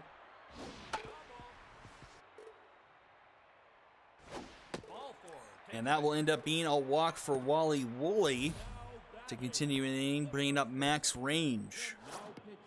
And that will do it for Magic. In comes Mario Wrestles. That's inside. Hard hit ball, but foul. That one just misses the zone, makes it a 2-1 count here to Range. Range fouls it back, 2-2. Swing and a miss! Wrestles rings them up there, sending us to the top of the 7th, still tied at 3 apiece.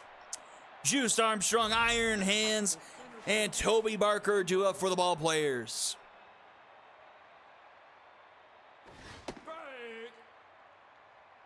Tipsy Reynolds locked in through 5 here in relief. 5 batters, I should say, and that makes it an even 6. Here's Iron Hands, 2 for 2 on the evening.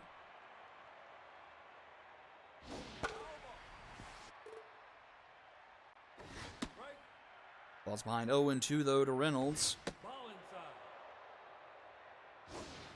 And will strike out swinging. Number 6.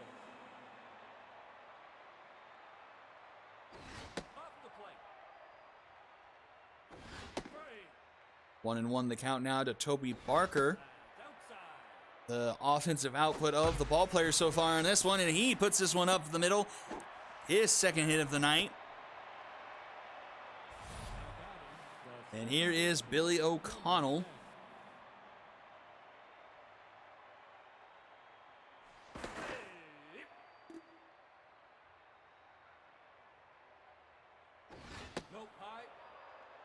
Is it even fair to call Billy O'Connell a former Skull of Rock if he never even played a game for him? Take your base. Billy will draw his 3rd walk of the evening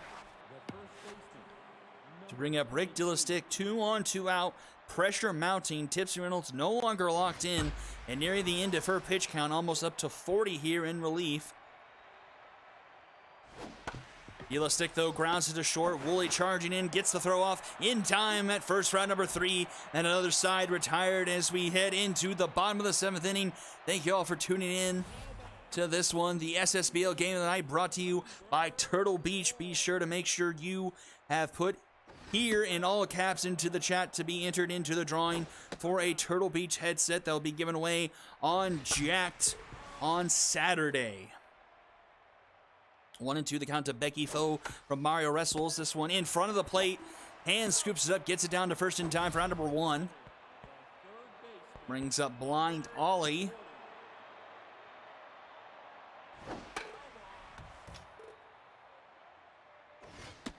Swings through that one, 0-2 the count.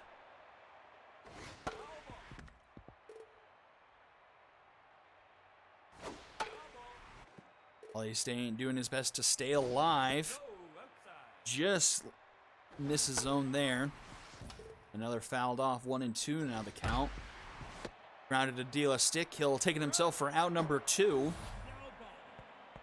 And that brings up Chicken Tenda.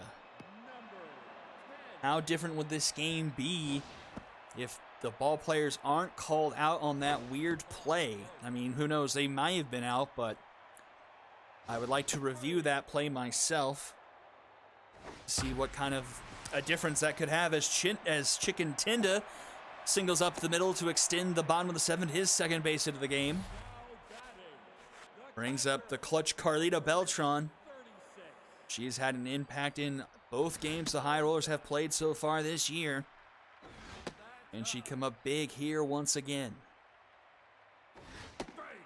Takes a strike, 2-1 the count.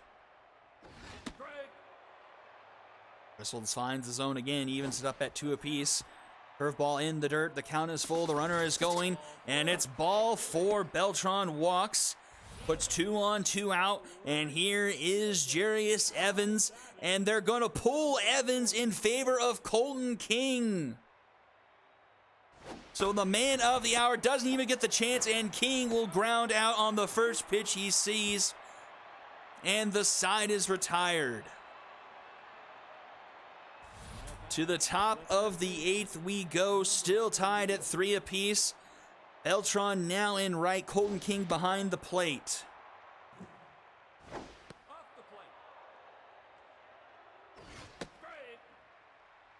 Chase Reynolds back to locked in, but that pitch count up to 43 here. And she gives up a leadoff walk to Patty Potts to start the inning, brings up Theo Thunder. That's just baseball terminology. There's baseball terminology that I've always heard. Oh my, what the heck did that hit?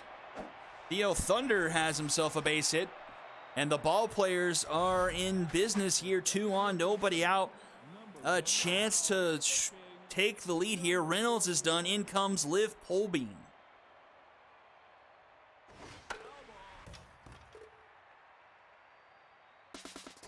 Runner is going, hit and run was on, but Terry Thunder fouls it back.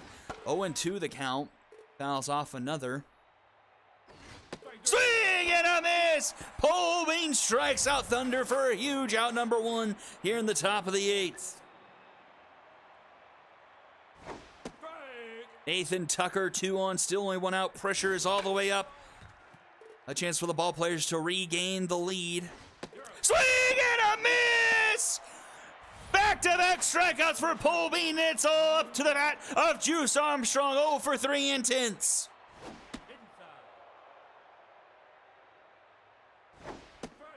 Swings through that one, 1-1 the count. Lays off that one, 2-1. Finds his own there, 2-2. The runners will be going, or not, fouled back. Inside, the count is full. Now the runners will be going. The pitch swung on. High fly ball into center field. Rodriguez makes his way back, making the catch, route number 3, and will go into the bottom of the 8th. The ball players put 2 aboard with nobody out and can't get anyone to cross. Still remaining a 3-3 ball game. Rodriguez to lead things off. And check that, it will be Vic Turnpike taking the at-bat. Rodriguez was the only starter for the High Rollers not to reach base, and his counterpart Turnpike won't either.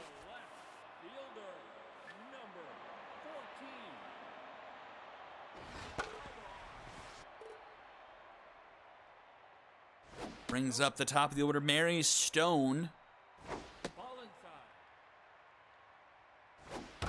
Stone with a grounder to the 3rd. Potts scoops it up the throw in time for out number 2. And here comes Wally Woolley.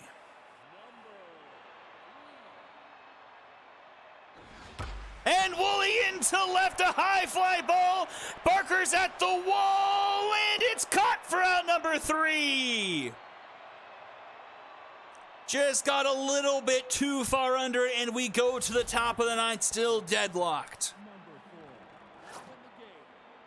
And the long stop will come into center field to replace Turnpike. And this one's into right. That's going to be a leadoff single. The third base hit for Iron Hands tonight brings up Toby Barker.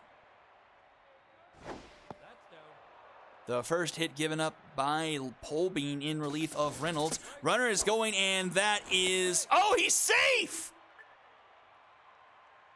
I thought he was dead to rights. Oh, but it's Colton King who's behind the plate now.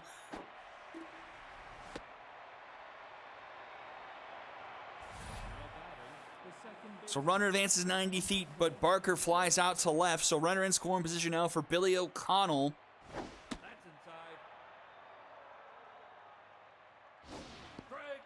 1-1 the count. Pressure all the way up once again. A hard hit ball, but foul. 1-2 now the count to O'Connell.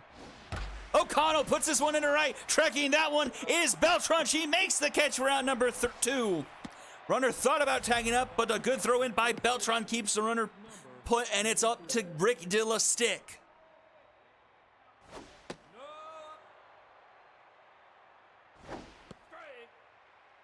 No. 1-1 the count to De La Stick.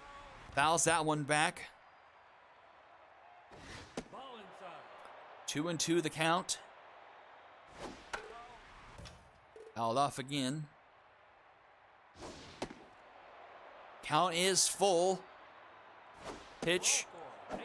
Call the ball. The second walk to De La Stick, and runners at first and second again for the ball players. I've lost track of how many times they've had runners at first and second in this game and not been able to capitalize off it. Here's Patty Potts, 0 for 3 with a walk.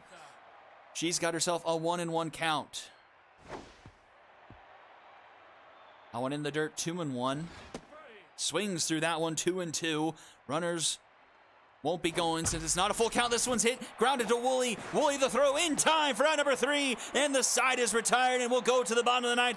High rollers just need one to walk it off. It's max range Becky Foe and blind Ollie to the plate. Mario Wrestles starting the inning locked in here in the bottom of the 9th at 34 pitches.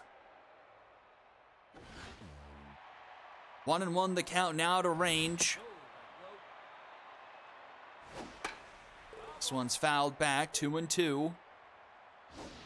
Swing and a miss! Wrestles rings up his second.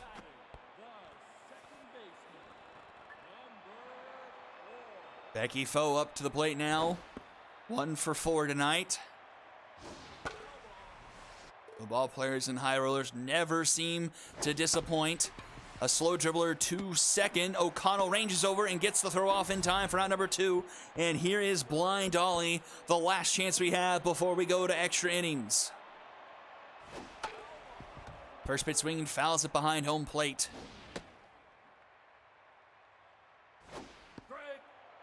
Curveball in the zone. This one's hit hard into right, but tracking that is Nathan Tucker making the catch for out number 3, and we're going to the top of the 10th inning. Extra innings here in the SSBL Game of the Night brought to you by Turtle Beach. You couldn't ask for anything more. It's Theo Thunder leading things off here to start the 10th inning. He's 1 for 4. He fouls this one into the dugout, 1-2 the count. This one's up the middle. Woolley ranges over the throw in time for out number 1.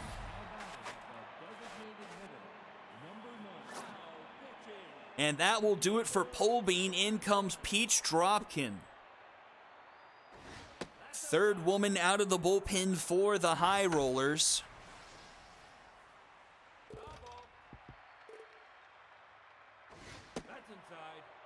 Can she bring us to the bottom of the 10th? Still tied at 3. 2-2 the count to Terry Thunder as he fouls off this one.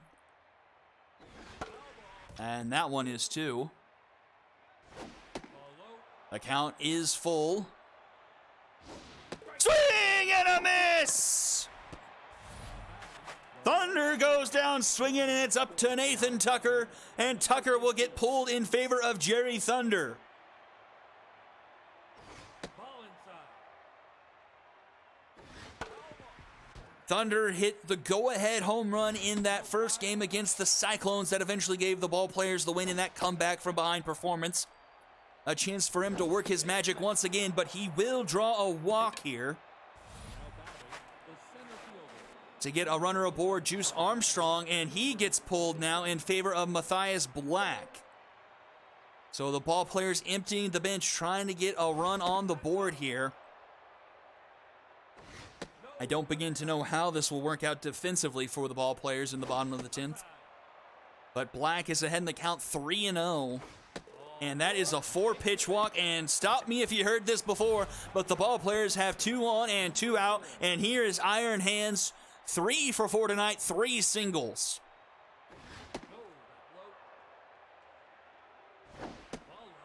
Dropkin can't find the zone. Finally finds it there, 2-1 to Hands.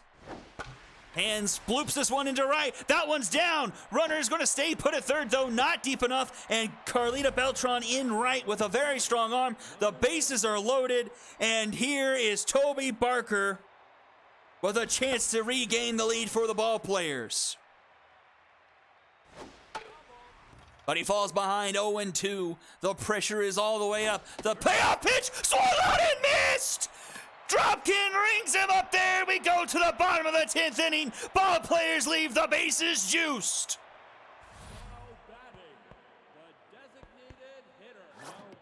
Mario Wrestle's night is done. Here comes Hai Chu.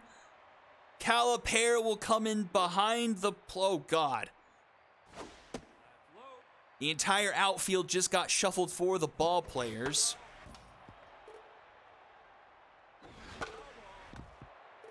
Here's Chicken Tender, 2 for 4 tonight, but swings through that one. He goes down swinging, 1 away.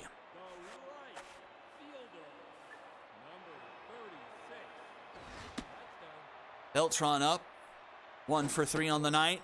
Had that walk-off home run on the conclusion of opening day against the Bombers. Can she come through for her team again? That one's off the glove of Hai Chu.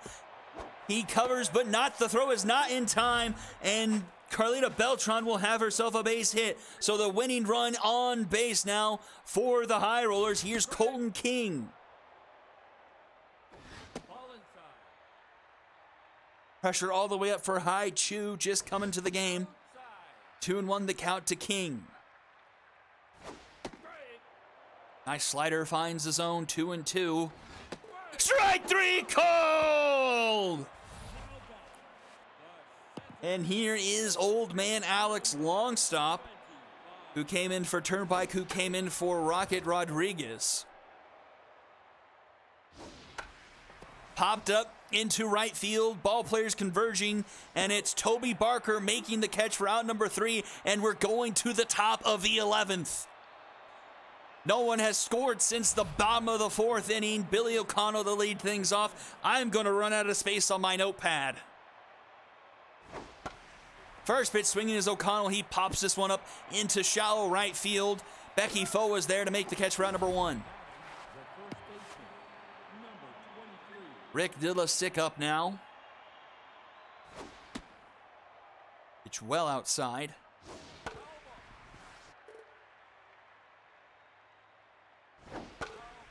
That one's fouled back, 1-2, the count to Dillasick.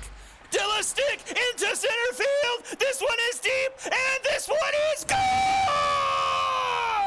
Dillasick with a solo shot into deep center field, puts the ball players back on top, 4-3. 412 feet into center field, a solo shot. The ball players finally get back on the board, regain the lead here in the top of the 11th.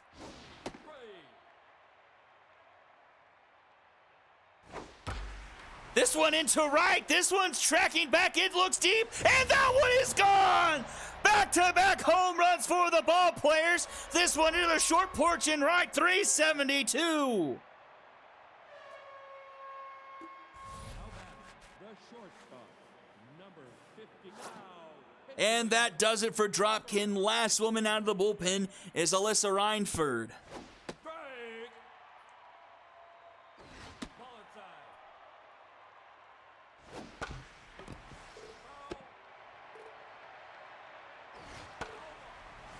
Theo Thunder now up to bat, 1 for 5 off the knee. A high fly ball, this one not quite deep enough. This one doesn't even get to the warning track and will fall into the glove of Beltran for out number 2. The designated hitter, number 9. Brings up Terry Thunder 2 away now. Strike. Ball inside.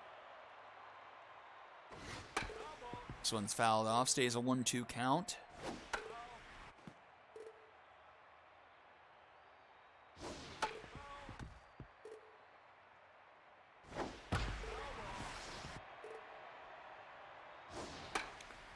Terry Thunder fouling off about 1 million pitches so far. Lets that one go, evens the count up at 2 apiece. And this one is tattooed into right center, and that one is gone! 3 home runs this inning by the ball players, putting themselves on top 6-3, 447 feet, an absolute monster. Now batting, the center fielder, number 15. 3 home runs in the top of the 11th for the ball players. Strike. Strike. That's inside. And Jerry Thunder connects with that one under the glove of Reinford, and the inning can. That's all, folks. We'll continue. Here's Calipare. 22. Who came in for Matthias Black. And he will connect with that one up the middle, and the inning will keep on going. 2 aboard for the ball players now. They've hit 3 home runs in this inning. Can they hit a 3-run home run? And here's a locked-in Iron Hands hitting 4 singles in the game so far. Could absolutely blast this one open with a 3-run shot. That's not a 3-run shot, but his 5th single of the night, which will load the bases. I'm not sure if we've had someone hit 5 singles before in SSBL history, but Iron Hands was the man to pick up the task. And Barker will single up the middle. Another run will come home to score. A second one rounding third headed for home, and it's an 8-3 lead for the ball players. The second baseman, number 10. Runners now at the corners for O'Connell. 11th inning went haywire for the High Rollers in a hurry, surrendering 5 runs this inning. And that will finally put an end to it as O'Connell grounds out to max range. But a 5-run top 11 for the ball players. They're 3 outs away from getting the road win over the defending champs. Maximus Min will come in defensively in favor of Theo Thunder. In lieu of Theo Thunder, I should say. First pitch swinging, Mary Stone flies this one into left. And it's Calipare making the catch 1 away. The shortstop, number 3. This one down the third base line. Patty Potts can't come up with it, and a runner is aboard. The first baseman, Wally Woolley with his second base hit of the day. that's inside. Oh, but this could do it. Stick to Maximus Min. Min back to Stick for the Dragon Special, and the ball players are victorious here in the game of the night, brought to you by Turtle Beach, 8-3. A 5-run top of the 11th is the difference in this one. 16 hits to 12. Let's see if I have them all. 2, 3, 4, 5, 6, 7, 8, 9, 10, 11, 12, 13, 14, 15. I do have all 16. And 12 hits for the High Rollers. 1, 2, 3, 4, 5, 6, 7, 8, 9, 10, 11, 12. Hot diggity freaking dog. An absolute instant classic here. Another one between these two franchises. They always seem to pull out some sort of shenanigans. Ball players clearing the bench out in this one. Home runs by Dila Stick, Terry Thunder, and Patty Potts in that 11th inning that put them on top. High Rollers, nothing doing after that 3-run shot by Evans. Beltran does get a pair of base hits, as does Chicken Tender and Wally Woolley. Lots of pitching tonight. Northwest, the starter, only went 3 1/3, giving up 3. Then the bullpen doing very nicely for the ball players, combining for 3, 4, 5, 6 2/3 innings, not giving up any runs, combining for 7 strikeouts and only giving up 6 hits. I mean, fairly similar outing for the High Rollers. Farmhand going a bit further than his counterpart, giving up 3 through 4 1/3. Reynolds and Polbean doing nicely through 5 innings pitched, getting no earned. But Dropkin and Reinford in 1 2/3, giving up 5 in the difference. Dropkin is the one getting the loss. Barker, your MVP, followed by Evans and Rick Dila Stick. Well, that will do it for the game of the night. Game number 4, Retrievers and Express, will be coming up right after this. Don't go anywhere. You're watching the SSBL on Twitch. There is no place and no moment in history where I could stand and say, arithmetic begins here, now.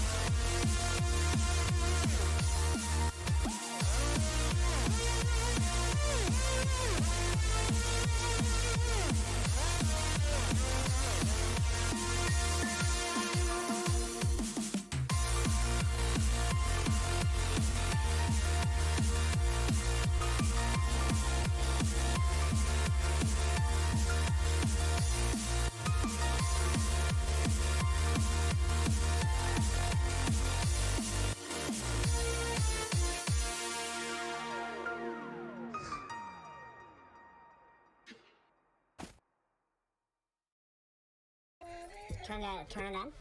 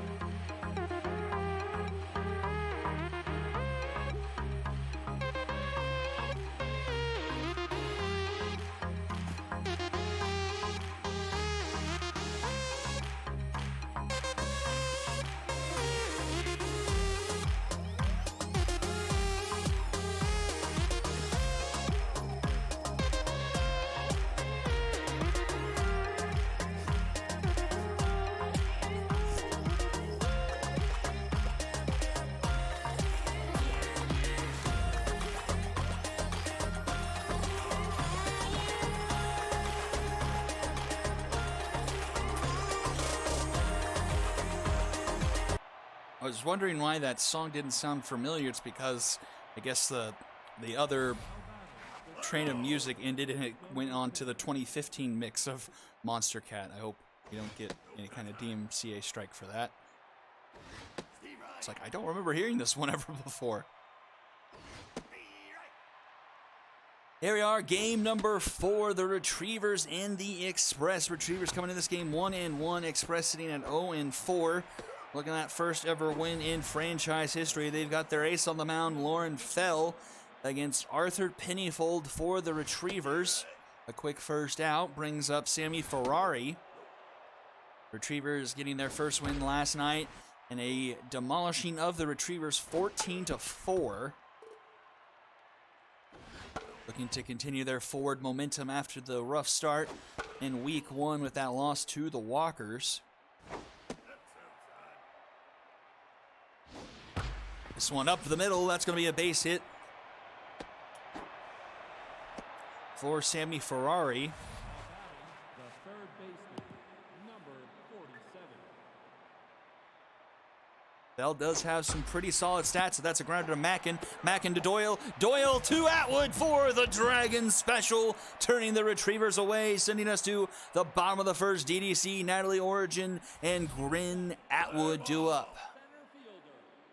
First look at Pennyfold this season. And this one is hit, and that's going to get down into left. That's going to go rolling into the corner. DDC looking for extra bases, and he'll have himself a leadoff double to start off the game for the Express. Puppet, correct me if I am wrong, but Pennyfold was mainly a relief pitcher last season, correct?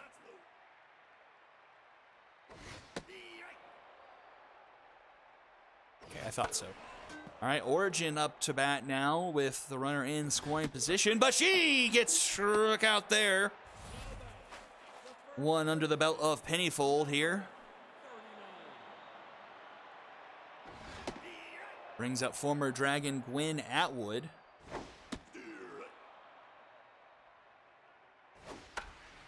This is popped up. Just gets into the outfield. Grass Barbara Dickerson there to make the catch for round number 2.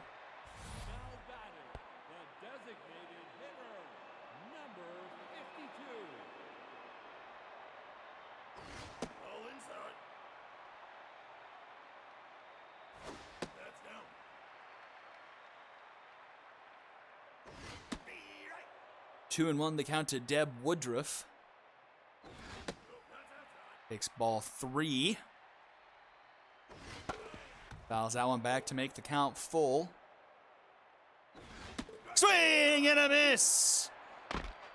The leadoff double from DDC comes to naught as Pennyfold battles back with 2 strikeouts to send us to the top of the second. Let's take a look at Lauren Fell's stat line of her previous game against the Vikings.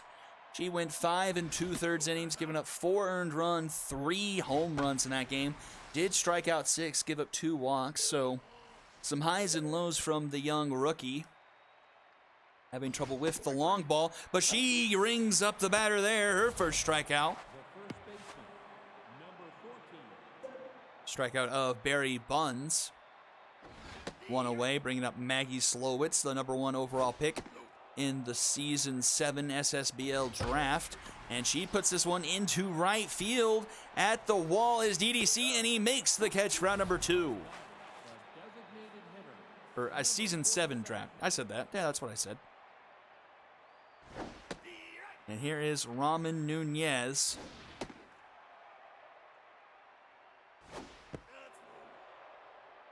Yeah, I needed that about 2 feet to the right, and that was a home run. And Nunez goes down swinging. A pair of strikeouts for Fell sends us to the home half of the second with McGregor, Doyle, and Del Rey due up.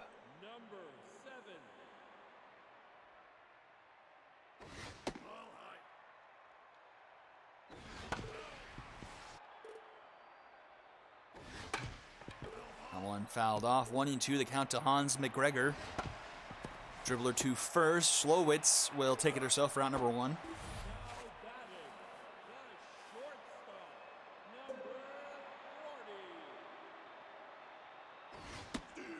Burpee Doyle up with contact versus left-handed pitchers, but ball's behind 0 and 2. And will strike out looking, no doubt about that one. And a mojo up for Pennyfold. Facing off against Lana Raydell. As I mentioned earlier in the broadcast, the Express, one of the teams bitten by the injury bug early. Al Stevenson went down in the first game of the season, and so did Lindsay Pena later on in the week. And that's another strikeout for Pennyfold. He's up to 4, and we're going to the top of the 3rd inning. Even Steven through 2. 1 hit apiece for both teams so far. Fell also locked in. 7, 8, 9 do it for the Retrievers here.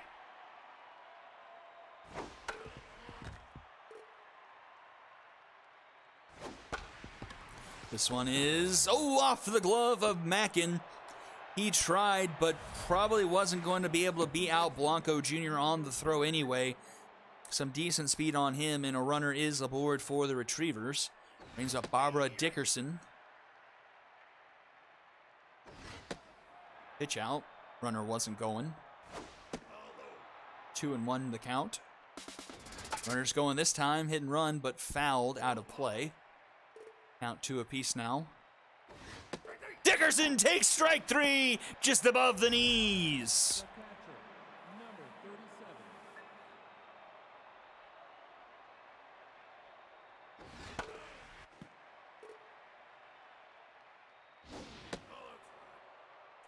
Brings up Honey Bear with a 1-1 count. Will runner on.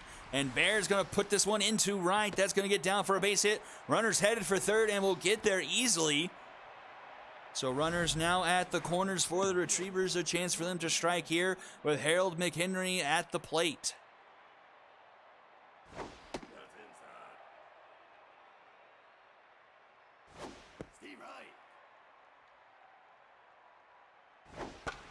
And this one, Ray Dell snagging that one, robbing McHenry of the RBI.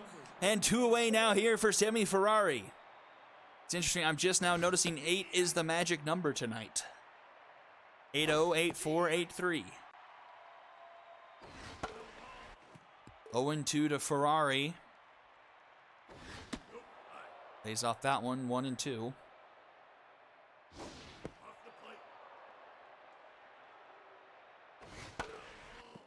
Another one fouled back, fell to 47 pitches here already with 2 outs in the third, and gets a pop-up here of Ferrari and caught by Doyle for out number 3. Retrievers leave a pair stranded as we go home half of the third. Mackin, Vargas, and DDC up. The second baseman, number 7.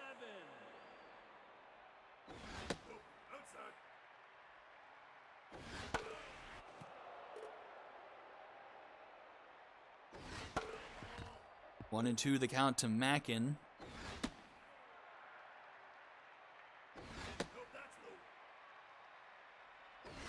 Swing and a miss!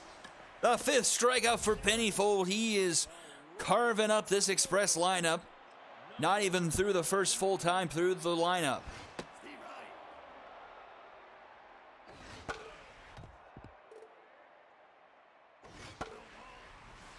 Oh, 0-2 to Knox Vargas. That one's fouled back. Dribbler just in front of home plate. Pennyfold comes off the mound, gets it to Slowitz in time for round number 2. And here is DDC, the lone base runner given up by Pennyfold so far here tonight. Had that leadoff double.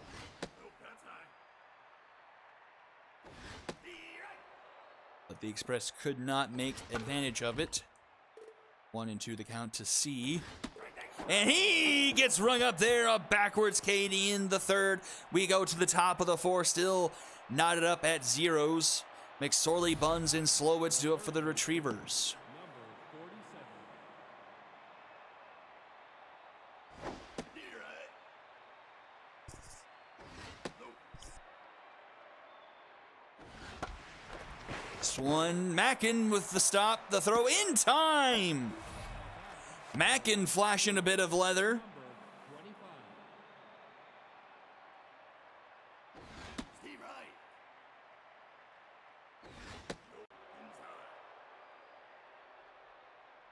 25. And this one just foul. Tough out activated for Buns. And he gets rung up there. The 4th strikeout for Fell. His 2nd strikeout of the night.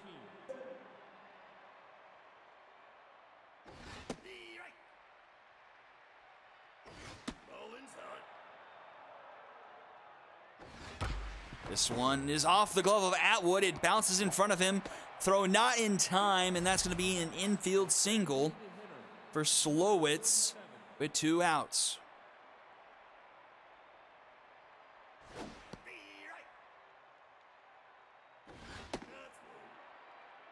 1-1 the count to Ramen Nunez.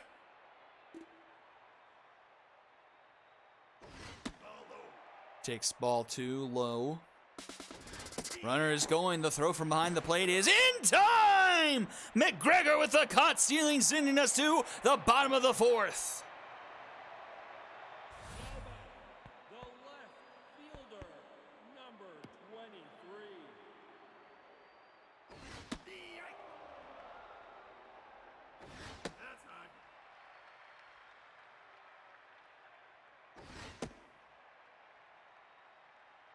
Natalie Origin to lead things off is ahead in the count 3-1. Anyfold finds his own there to make the count full, but loses her. Origin will walk. Now batters, the first baseman, number 39.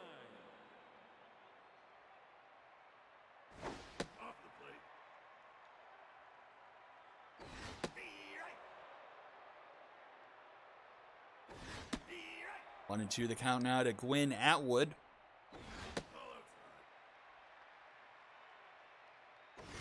Swing and a miss.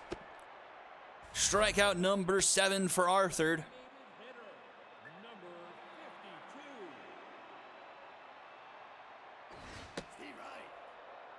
7 strikeouts through 10 outs total. Absolutely cruising through this one. But really needs his offense to wake up and give him some run support. 3-1 the count to Deb Woodruff. Finds his zone there and gets another strikeout. Woodruff goes down swinging. Here's Hans McGregor. Number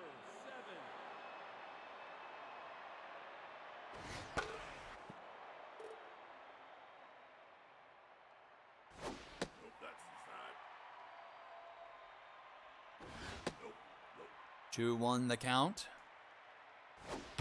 That is swung on. That's going to get down into left. A base hit for McGregor. 2 aboard now for the Express with 2 outs here in the bottom of the 4th. Borpy Doyle up. Number 40.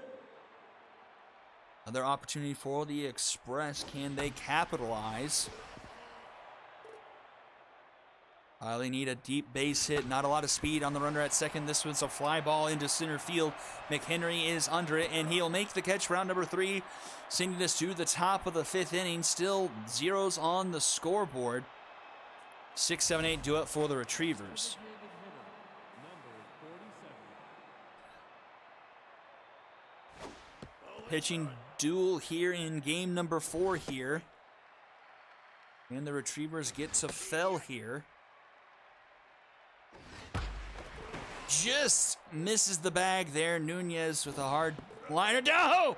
And he gets rung up there. The 5th strikeout for Fell. Fielder, number 38. Nunez just missed the bag down the third base line and got rung up on the next pitch. The 5th strikeout for Fell, bringing us to Dale Blanco Jr. 1 for 1 on the day. He had a hit into right field. He will draw a walk this time around. I believe that's the first walk issued by Fell. Number 40. It is. So 1 on, 1 out for the Retrievers. Barbara Dickerson up for the second time tonight.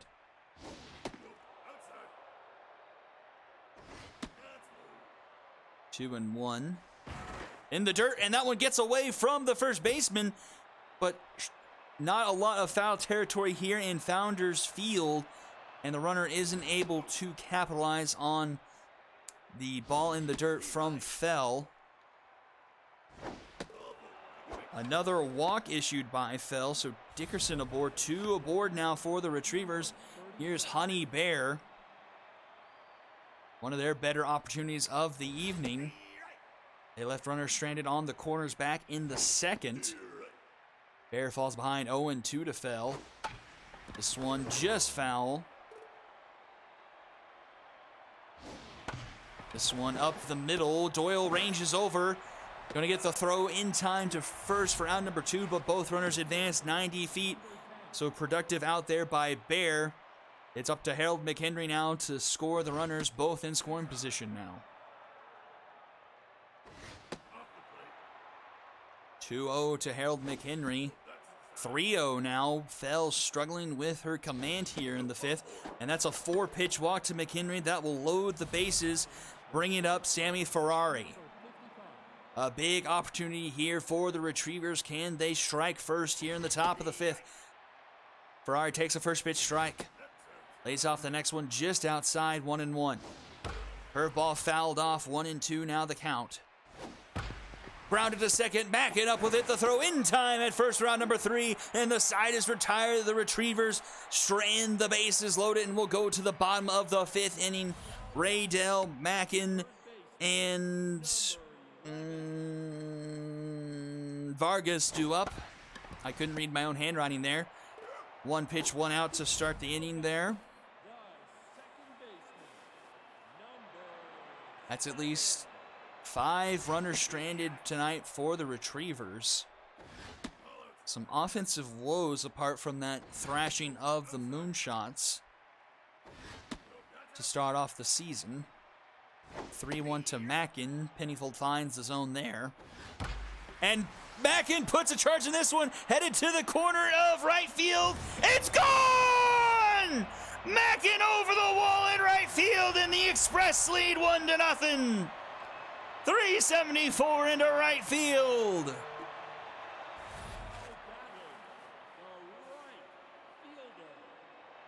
The difference of the game is about 3 feet south, or 3 feet east. Slowitz had one that fell just to the left of that jut in right field, and Macklin was able to put one where no one was able to catch it. That was right center, Isaac.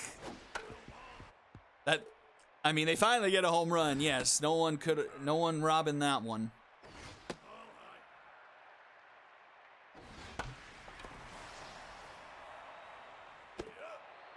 But the Express now lead as we head into the top of the 6th inning.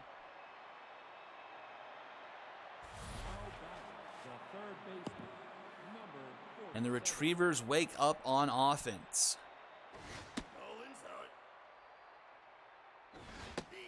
Lauren-Fell's pitch count starting to get very high in the 90s now. Can she get out of the 6th inning? That one's grounded to Atwood. He'll take it himself for out number 1. Mojo down for McSorley. Barry Buns up to the plate now. Strikeout victim twice so far today. Just 4 hits surrendered so far by Fell, Blanco, Slowitz, Ferrari, and Honey Bear.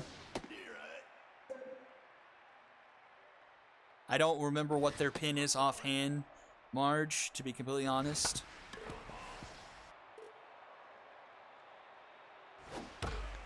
This one's foul, full count to Buns. Staying alive. But Fell will end up losing him. Buns will be aboard for the first time today. The 4th walk issued by Fell, all within the last couple innings.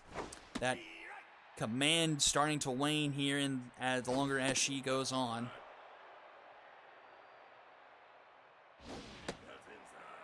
Two and one the count now to Maggie Slowitz. And Slowitz with a high fly ball to the area where she just missed one earlier. And she gets it this time! Slowitz adjusted, saw what Mackin did, and did it herself this time. A 2-run home run for Maggie Slowitz puts the Retrievers on top. And that will do it for Fell. In comes Brett Ruiz.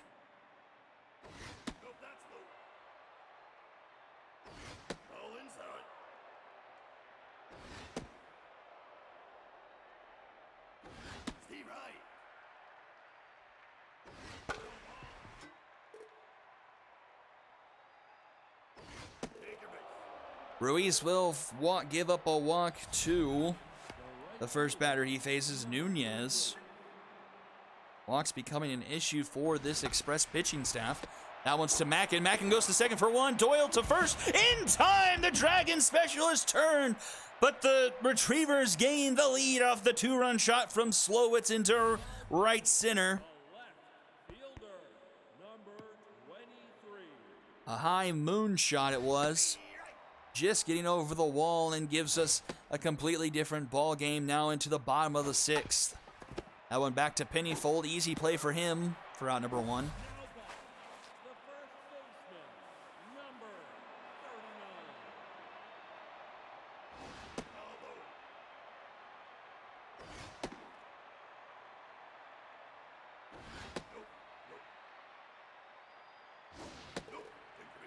That will be a walk to, I believe, Gwyn Atwood. Now batting, the So I was fixing the scoreboard. number 52. Brings up Dead Woodruff. Dribbler to second. Dickerson goes to second for 1, but they won't be able to turn the Dragons special. Too much speed on Woodruff, it appears. And McGregor will get pulled in favor of Vanessa Marzo.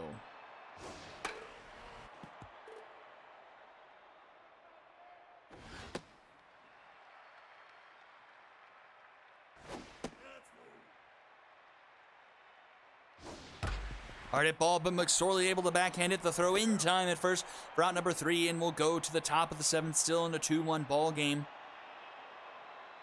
8-9-1 due up for the Retrievers. Number 40.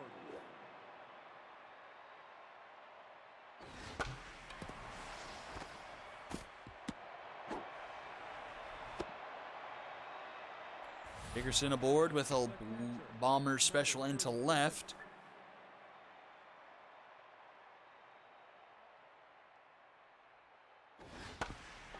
But that will be immediately erased. Macklin, Doyle, Atwood, the 4-6-3 Dragons special. Number 10. 2 away now. Top of the order, Harold McHenry. 0 for 2.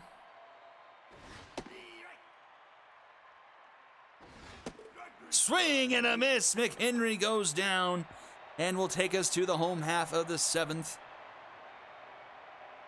Thank you all for tuning in for day number 2.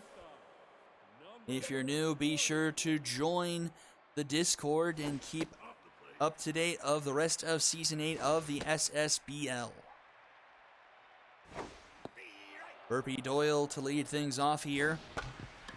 Grounded to second. Dickerson, plenty of time for round number 1. Now back, the third baseman, number It's 3 hits and 2 walks given up by Pennyfold.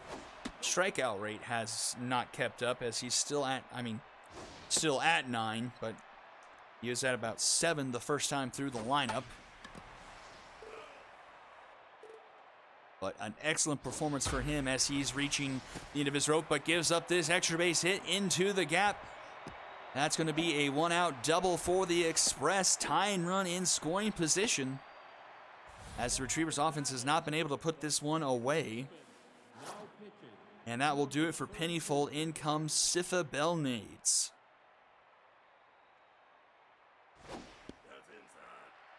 Telly Mackin, the home run hitter. And he put his team back on top. He's got a 1-1 count. Dribbler back to the mound. Belnades, easy play for her. 2 away. And here's Knox Vargas. Number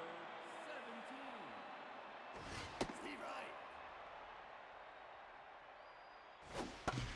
This one up the middle. Dickerson able to range over, get the throw in time for third. To first for out number 3, and we'll go to the top of the 8th, still in a 2-1 ball game. Ferrari, McSorley, and Buns due up. Number 55.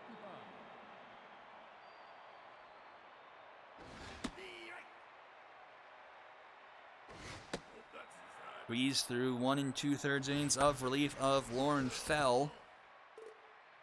Only giving up 2 base runners and struck out 1, and this one's deep into left field, flirting with the pole. It's fair, and it's gone. Another home run for the Retrievers as they push their lead out 3-1, 381 feet into left. Sammy Ferrari going yard. Number 47.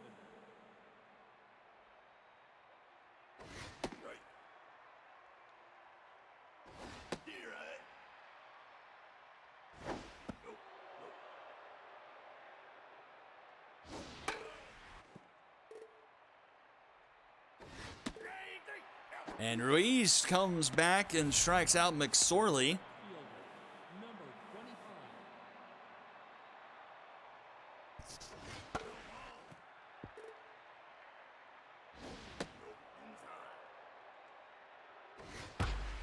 Buns will put this one down into right for his first base hit of the game. Now batting, the first baseman, number 14. Aggie Slowitz up to bat now. Gave her team the lead, but first base swing pops this one up. Ruiz off the mound making the catch for round number 2. Now batting, the designated hitter, number And here is Ramen Nunez.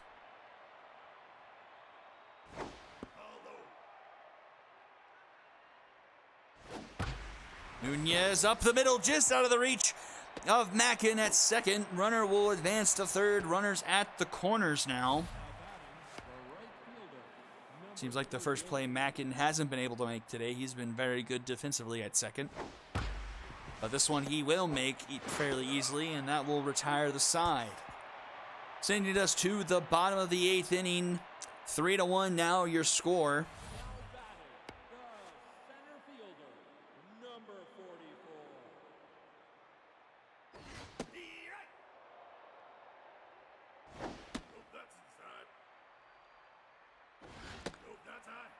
Bill Nades on the mound to start off the bottom of the 8th. 3-1 the count to DDC. Composed and came in on Bell Nades, but Composed does her no good as she gives up the leadoff walk to C, bringing up Natalie Origin. Swing and miss on the first pitch offered to Origin. Slider misses. 1-1. Runner is going, hit and run was on, swung through that one. The throw is in time. Honey Bear with the caught stealing one away, and the strikeout of. Well, that lost all momentum as I forgot the name of the batter. Not been on top of it tonight. Origin, there it is. I get it eventually. Bringing up Gwen Atwood. Quickly 2 away, came in, activated for Bell Nades.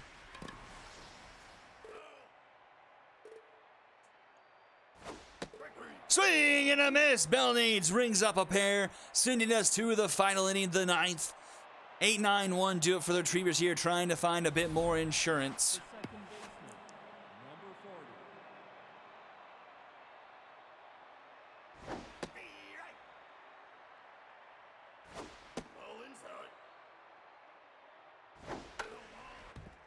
One and two, the count to Barbara Dickerson. Full count.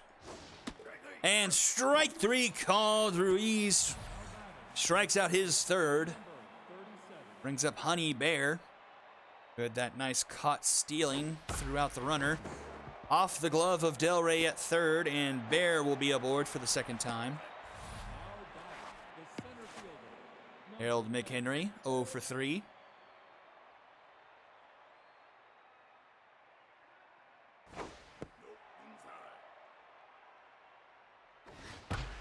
And McHenry's going to put this one into the gap. That's going to roll to the wall. Takes a nice hop for C. Runner advances to third. So runners at the corners. Rees is done. In comes Tomato. Runner is going to second. The throw is not going to be in time. Easy stolen base from McHenry.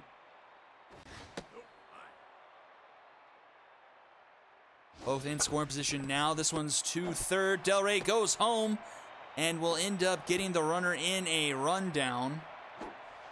Bear is going to get tagged here by Tomato for round number 2, which will bring up Trace McSorley, 0 for 4 intense.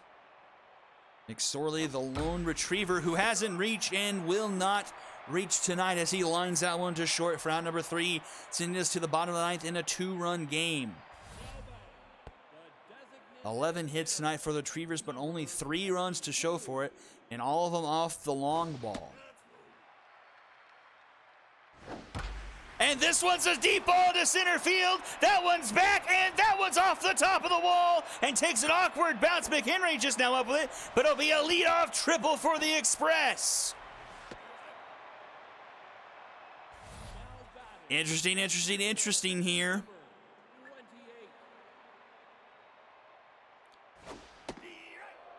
Woodruff with the leadoff triple makes this one swing baseball to tie it up. Vanessa Marzo at the plate, falls by 0-2 to K-Man Belnades, but this one's up the middle.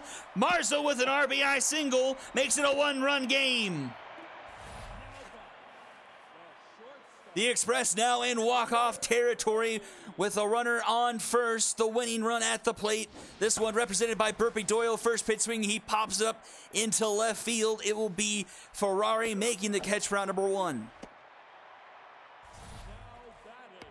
Lana Ray Dell now up to the plate.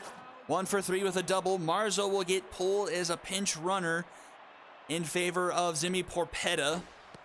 Del Rey 1 for 3 with a double so far today.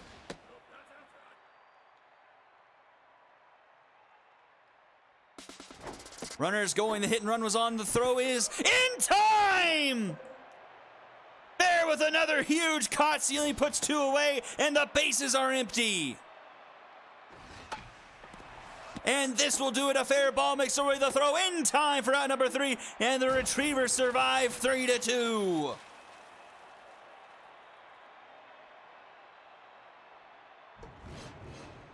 A late scare, but the Retrievers were able to survive. 3 runs off 11 hits, off of 2 runs off of 6 hits. Let's see if I've got the hits. 1, 2, 3, 4, 5, 6, 7, 8, 9, 10, 11. I've got the Retrievers hits, hooray. And 6 hits for the Express. 1, 2, 3,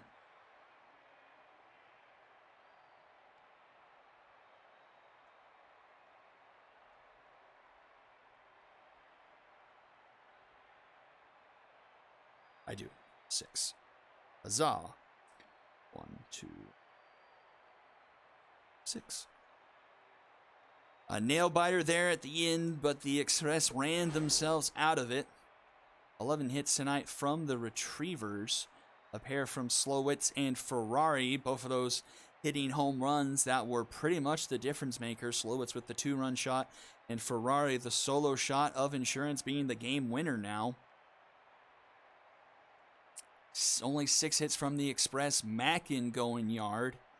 And then Marzo hitting that RBI single as of late. 11 strikeouts tonight offensively from the Express. No one getting the sombrero, though.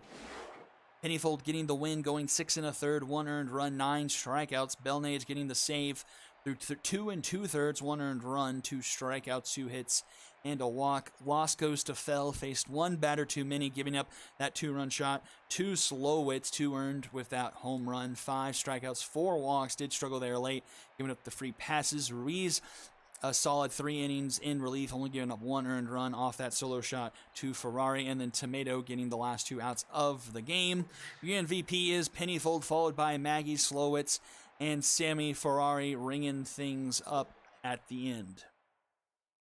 Well, that's going to do it for night number 2 of week 3 of the SSBL. Thank you all for tuning in.